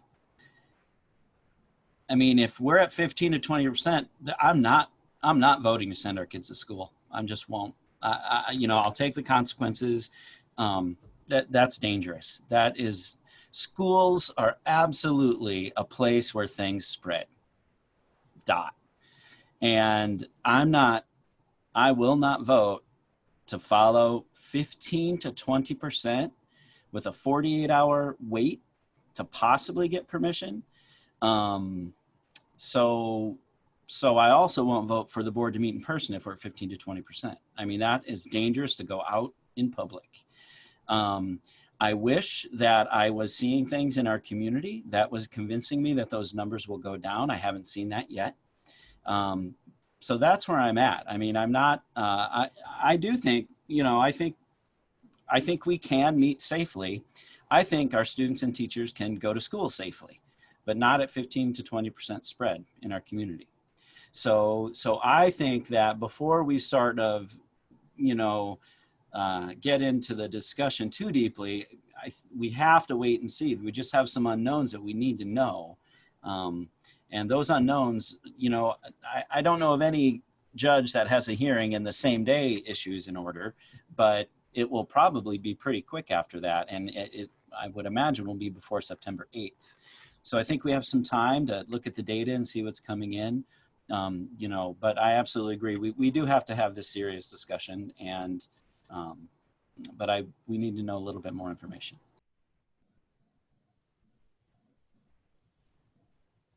I just want to say that at the last meeting when this first came up, I was very giddy about the possibility of not having Zoom meetings anymore.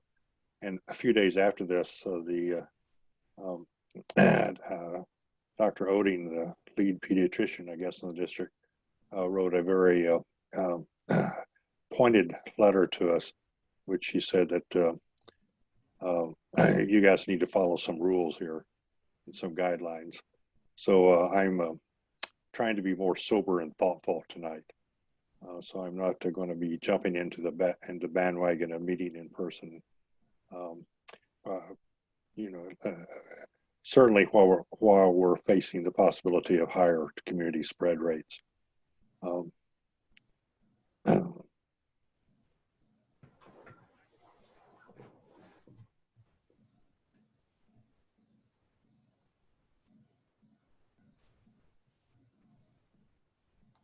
right. Well, I think what we'll kind of have to do, and I guess Matt and Chase, you'd have to let us know like how much warning you would need to have a meeting. But I think we'd have to, as we talked about the whole district being a big ship to turn, our board meetings aren't necessarily that big. We could be pretty nimble, right? If we're still going to set up to have the community watch it and whatnot, I think we can decide with relatively short notice of when we're ready to do it. I think we need to think about it at some point. I think JP nailed it with the numbers looking like they're doing. If that's not a safe number to do one thing, it's not a safe number to do anything.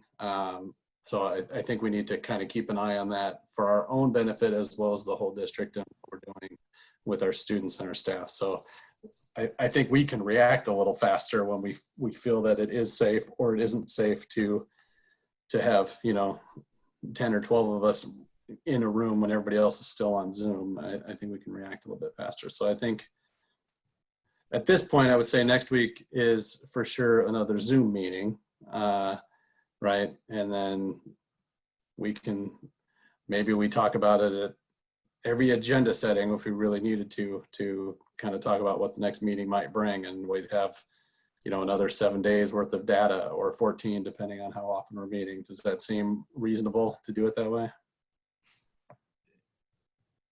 And Sean, what we can do, and and of course the boardroom will be ready whenever you all want it. I was just kind of responding to Paul, and I know Paul was kind of just giving us a little bit of a hard time, but I think that one of the things that we can maybe help with, as I listen to all the board members tonight, is give you some more idea of some of those health and safety protocols that we would suggest, or that we look at what we are asking our staff to do and some of the things that we put in place to keep themselves safe. To Charlie's point about the social distancing, right? Just because people are getting together doesn't mean that we don't have guidelines that we have in place for staff when they're in meetings together, and how we expect them to social distance. And so those are some more details that we can bring back with that might help the board through that decision-making process.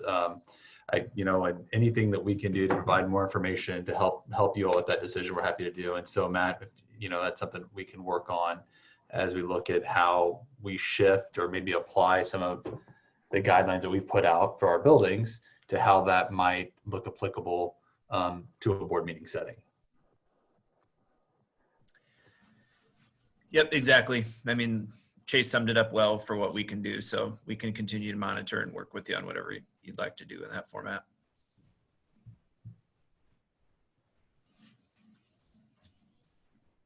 All right, anything else on that one?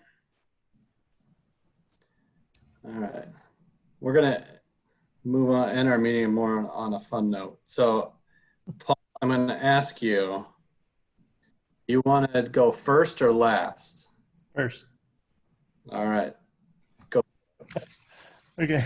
I think you kind of hit it on the head there, Sean, when you said a little bit of fun. And those of you who know me best know that I like humor and satire. So this speech may have just a little bit of that in there, or maybe a lot.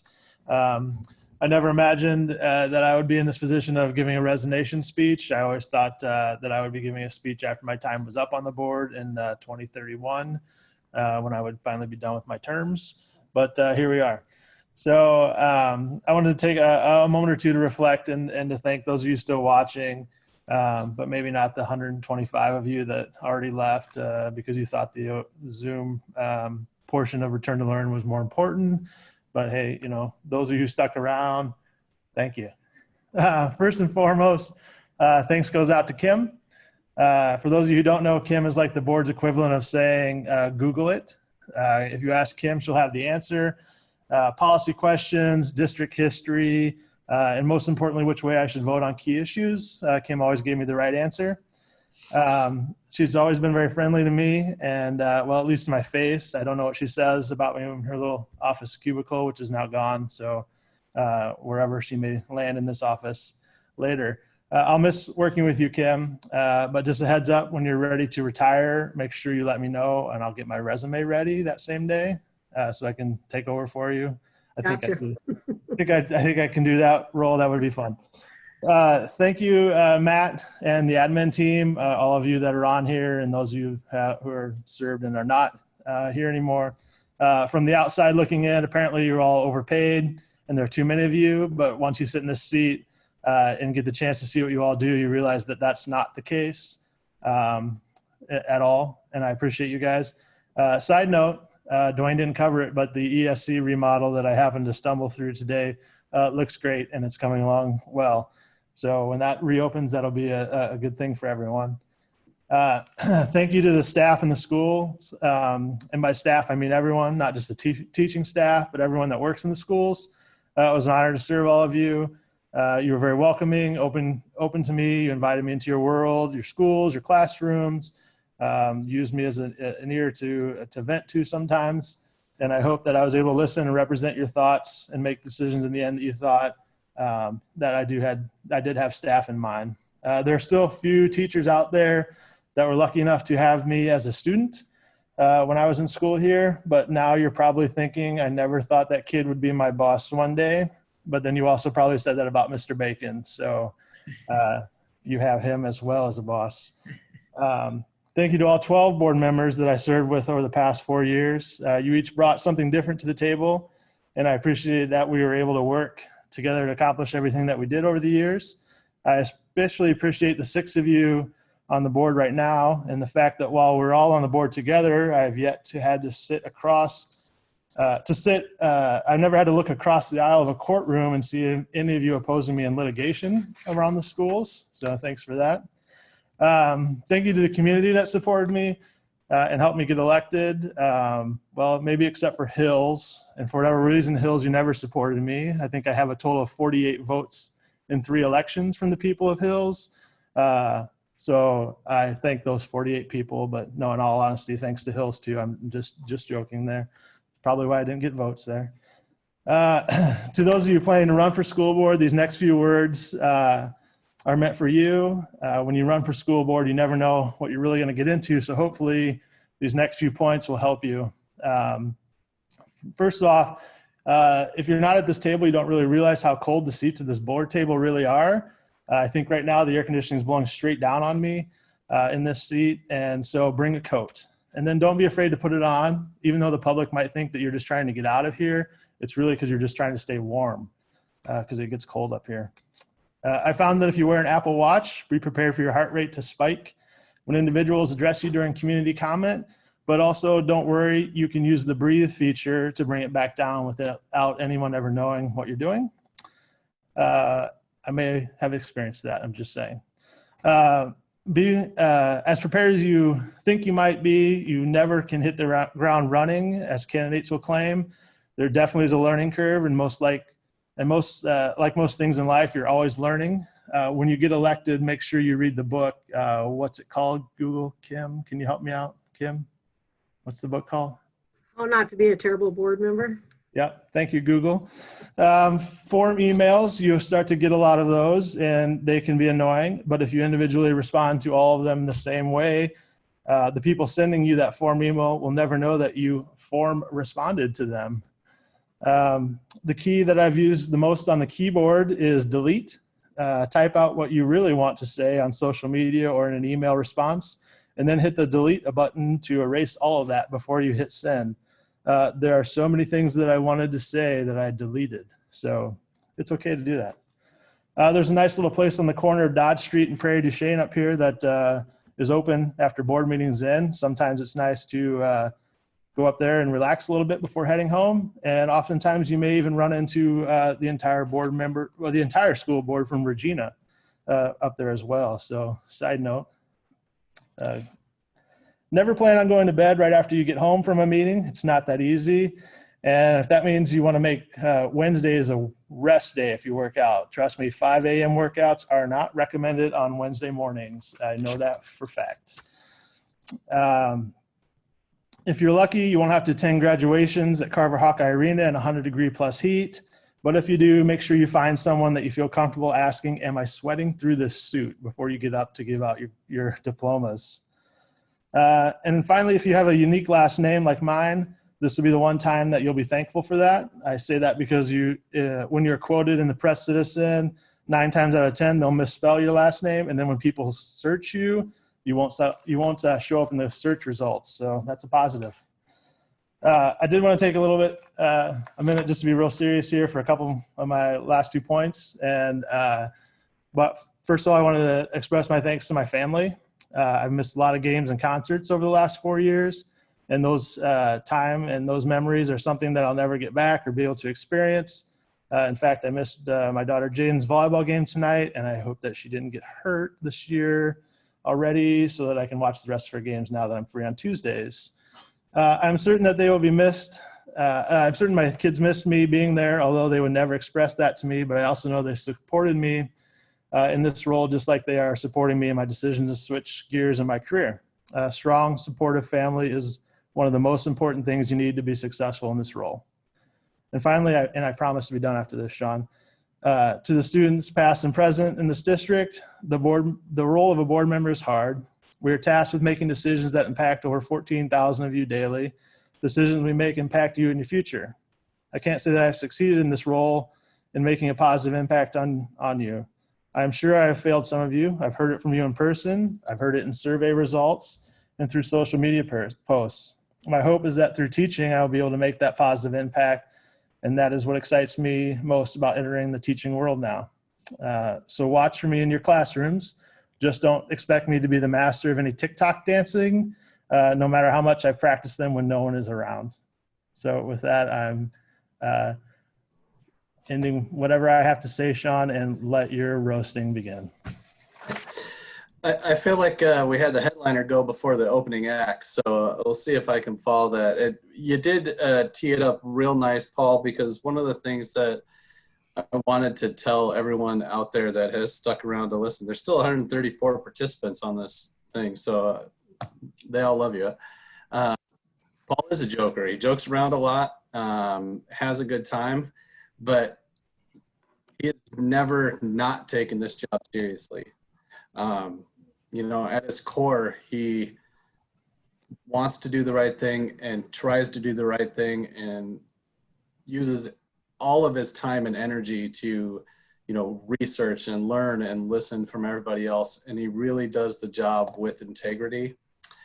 So I will miss the funny Paul most of the time, but I will miss the effort that you put forward there. And I asked Kim for the list of all of the committees and whatnot that Paul has served on to give you all an idea of how much time and effort he puts in.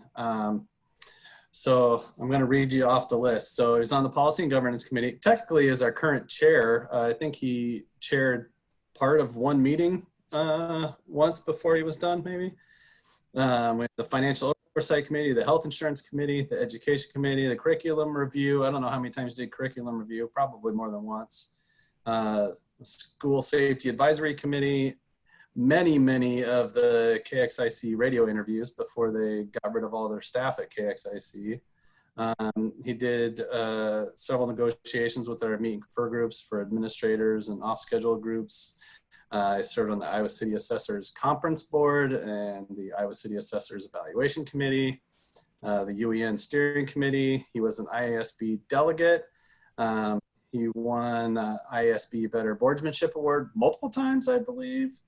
I think the most work he did wasn't in his official capacity. I think he did it more on his own, was the work that he did on the bond campaign. He was a liaison with the board, but he did on his own time really put a lot of work behind that. He mentioned it, and he's the only one of us board members here that has been sued as his capacity as a board member, and so I hope he is the last. On a more personal note, Paul, of all the folks that are on this call, is actually the person I've known the longest here from our time on the DPO. Although back in the day, I just knew him as the Shields guy. I'm not sure I knew his name until we were both running in 2015, because we were sitting in a board meeting and he comes to say hi, and I was like, "What's your name again? I've seen you around, Shields guy." Even there, you could tell at DPO meetings, he was listening and taking notes and really trying to understand what the needs of our district were, both our families and our staff. And I can't think of a better place for you, Paul, than in a classroom. So I'm so excited to see this next part of your life unfold. I will miss seeing your face on here, but I have these feelings that you're going to be in the attendees side on all these meetings and just asking really oddball questions just to see if we're paying attention.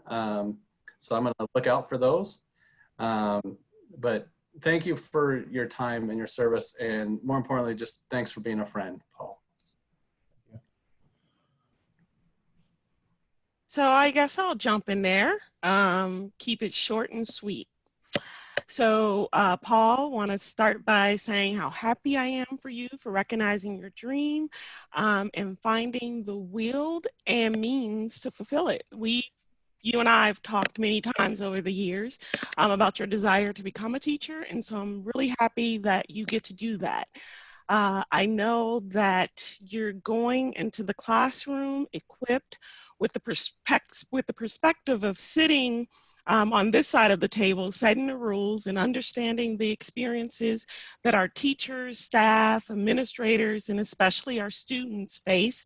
And I know that will allow you to be the very best teacher that you can be for those that you encounter. Lots of people say all the time that this is a very thankless job, but tonight you're receiving some overdue payment of thanks. So I'll just keep adding to it.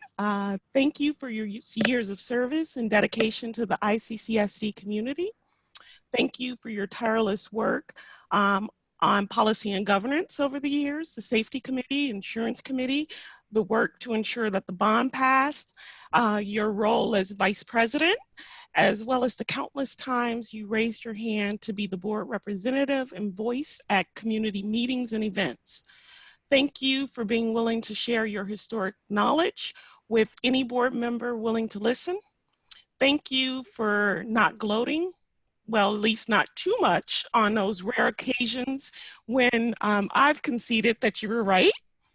Thank you for the years of sacrifice made by you and Brandy, as well as the girls, while you served on the board. I know that wasn't always easy, as you mentioned tonight, but you guys gave so much to this community to ensure that work would get done.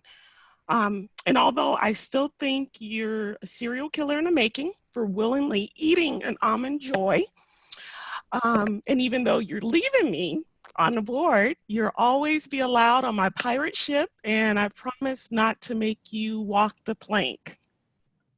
This is what serial killers eat, Ruthina. Oh, it's there. You're so old. That's nasty. That's really nasty. That's So in that's in Sean's drawer, by the way. I'm just staring at. Saving it for an apocalyptic event like a pandemic or something. Yeah.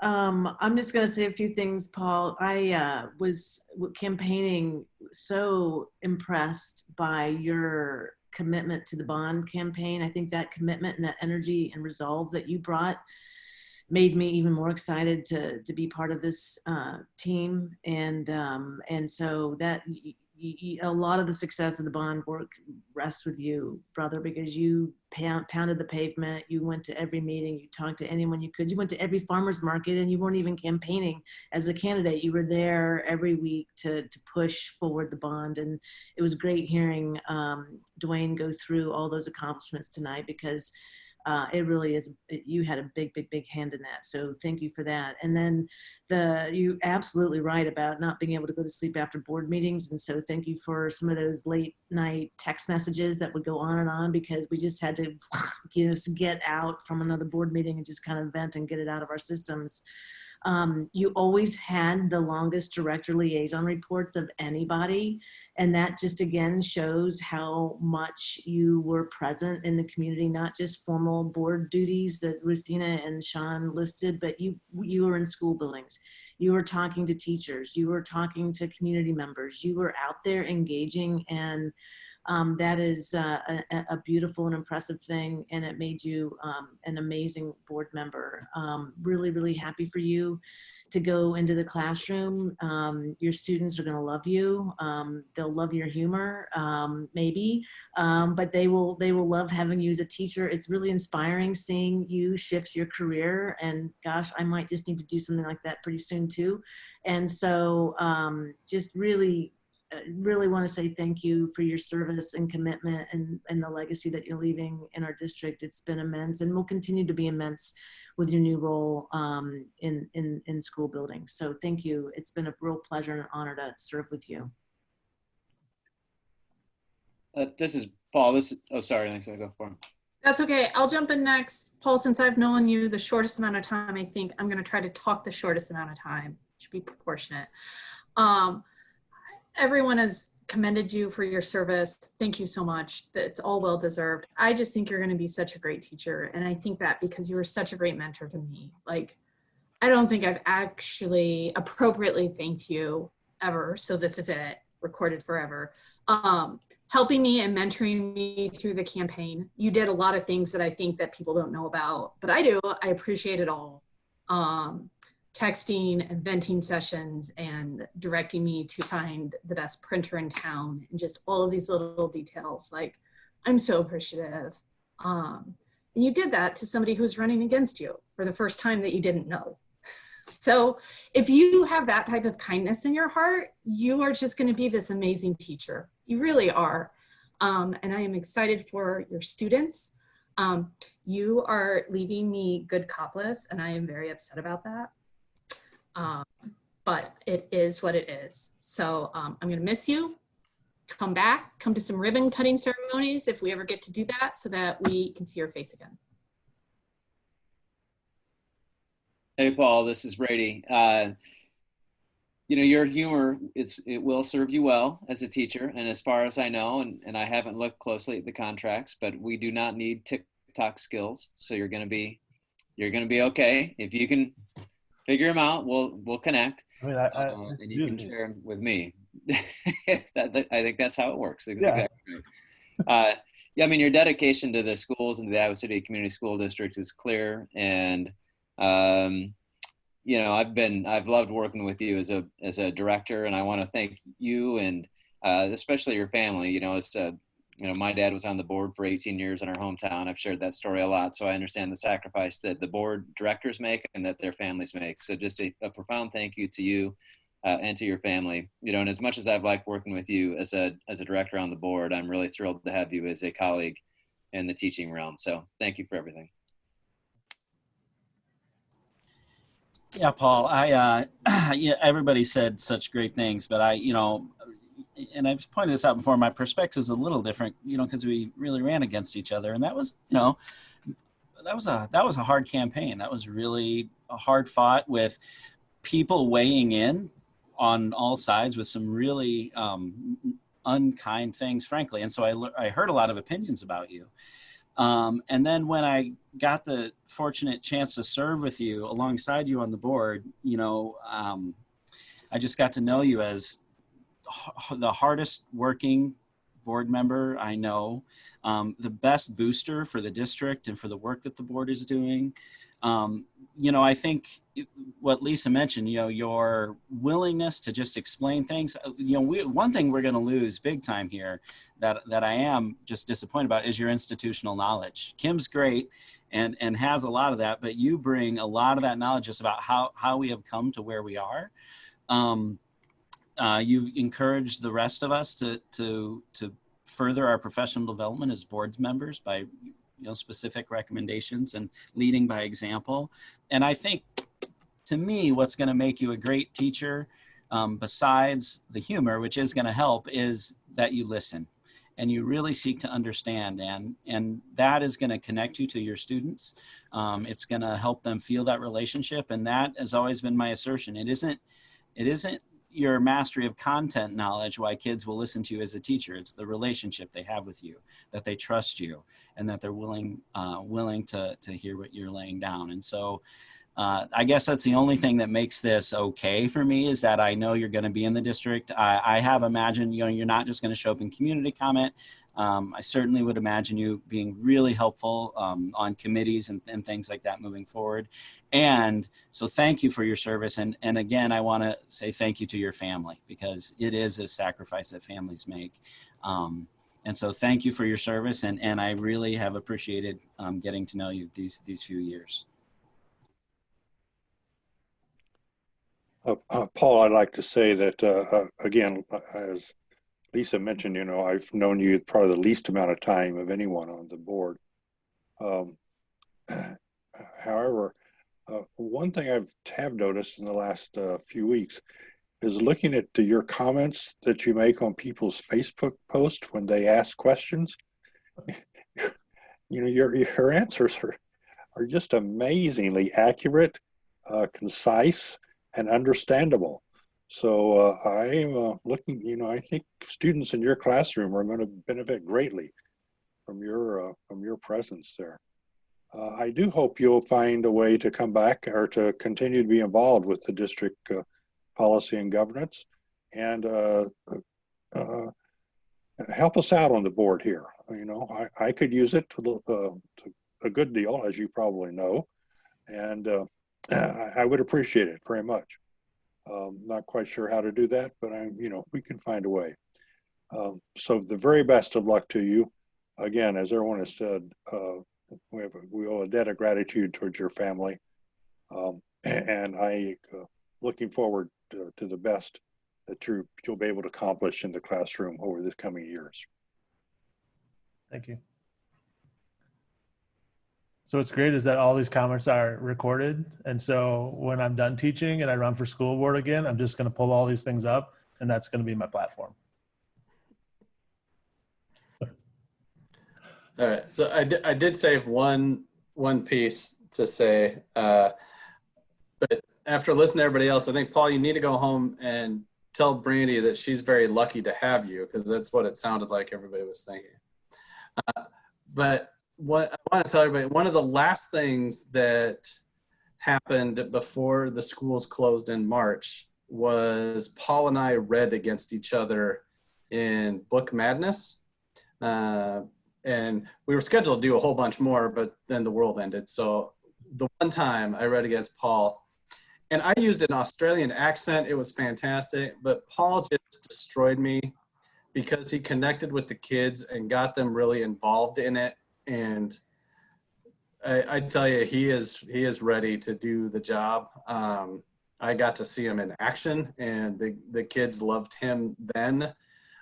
So I have every confidence that he's going to be successful there.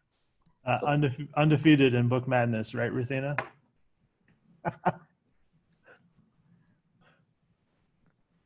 Yeah. You can't hear her, but she's saying I cheated. There's a possibility there. All right. Oh, we could do this all night, but I don't think any of us want to stay here all night.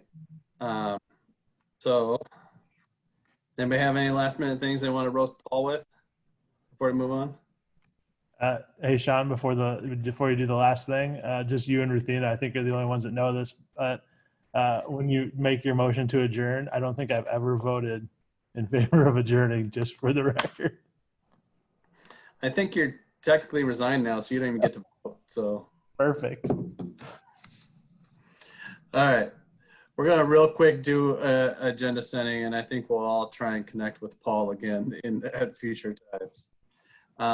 So we do have agenda setting. We do have a special meeting scheduled for next Tuesday, where it is just kind of a return to learn. Is 1 week before the first day of school and whatever that looks like. I don't think we are planning on doing anything else with that meeting.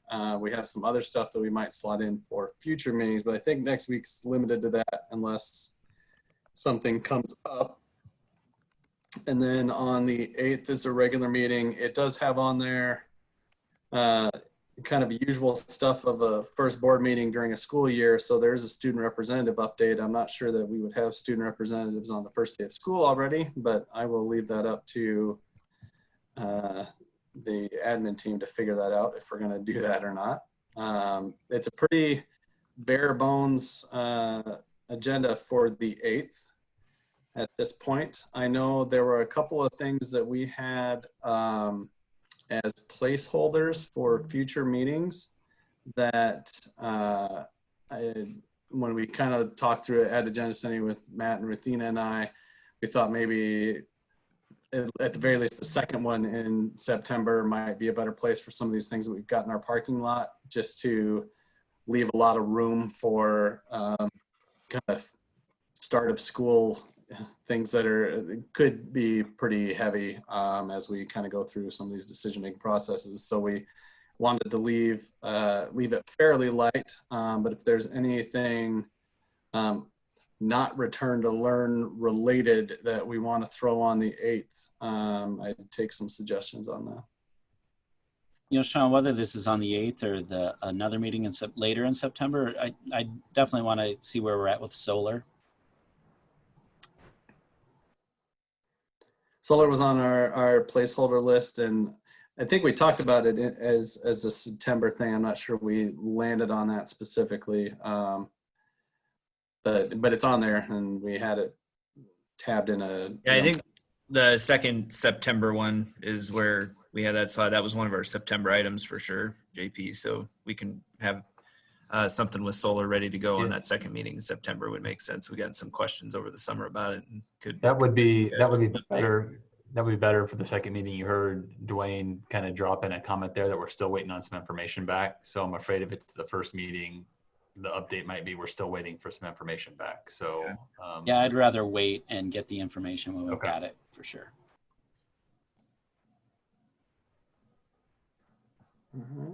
So, and after that, you know, we're looking at probably having another special meeting on the 15th that will may have return to learn stuff on it, but it will certainly have us reviewing the applications for Paul's position. So we'll have to make sure we get that on there. So as we just talked through how awesome Paul was and how great a job he did. So anybody listening out there who wants to fill those shoes, there's an application out there, so go for it. Sean, I would not put it as in filling Paul's shoes because as he pointed out, the learning curve is steep. So I don't want to scare folks away. Okay, you don't have to fill Paul's shoes. Maybe one shoe. Anything else that we need to add to the agenda for the 1st or the 8th? All right. If not, I would entertain a motion to adjourn by anybody. Excuse me, Sean. I just wanted to ask a question. I was thinking about attending the hearing on September the 3rd, but I don't know if that's an issue or not for board members to do that. So I can looking. Oh, go ahead, Matt. Sorry, I was going to say I can send you some information from Joe around that, Charlie. I think we're still trying to determine what that hearing is going to look like and what the options for attendance are going to be. But Joe did push out some initial information to a board member that had asked questions. And so I can share that with the rest of the board. I should have done that. And so I'll send that to the rest of you so you all have the same information if you're interested in attending and what that's going to look like. I don't think we know for sure if it's going to be held in a courtroom or if it's going to be held virtually or what exactly it's going to be, but I'll continue to provide you guys some updates with what your options for attendance are. Okay. Okay, great. Thanks. Good question, Charlie. All right. Now, is there a motion to adjourn? So moved. Second. All right. All in favor? Aye. Aye. Aye. All right. Thank you, everyone. And Paul, thank you. I know she didn't vote, so that was a good job. We'll see you soon. Good night, folks.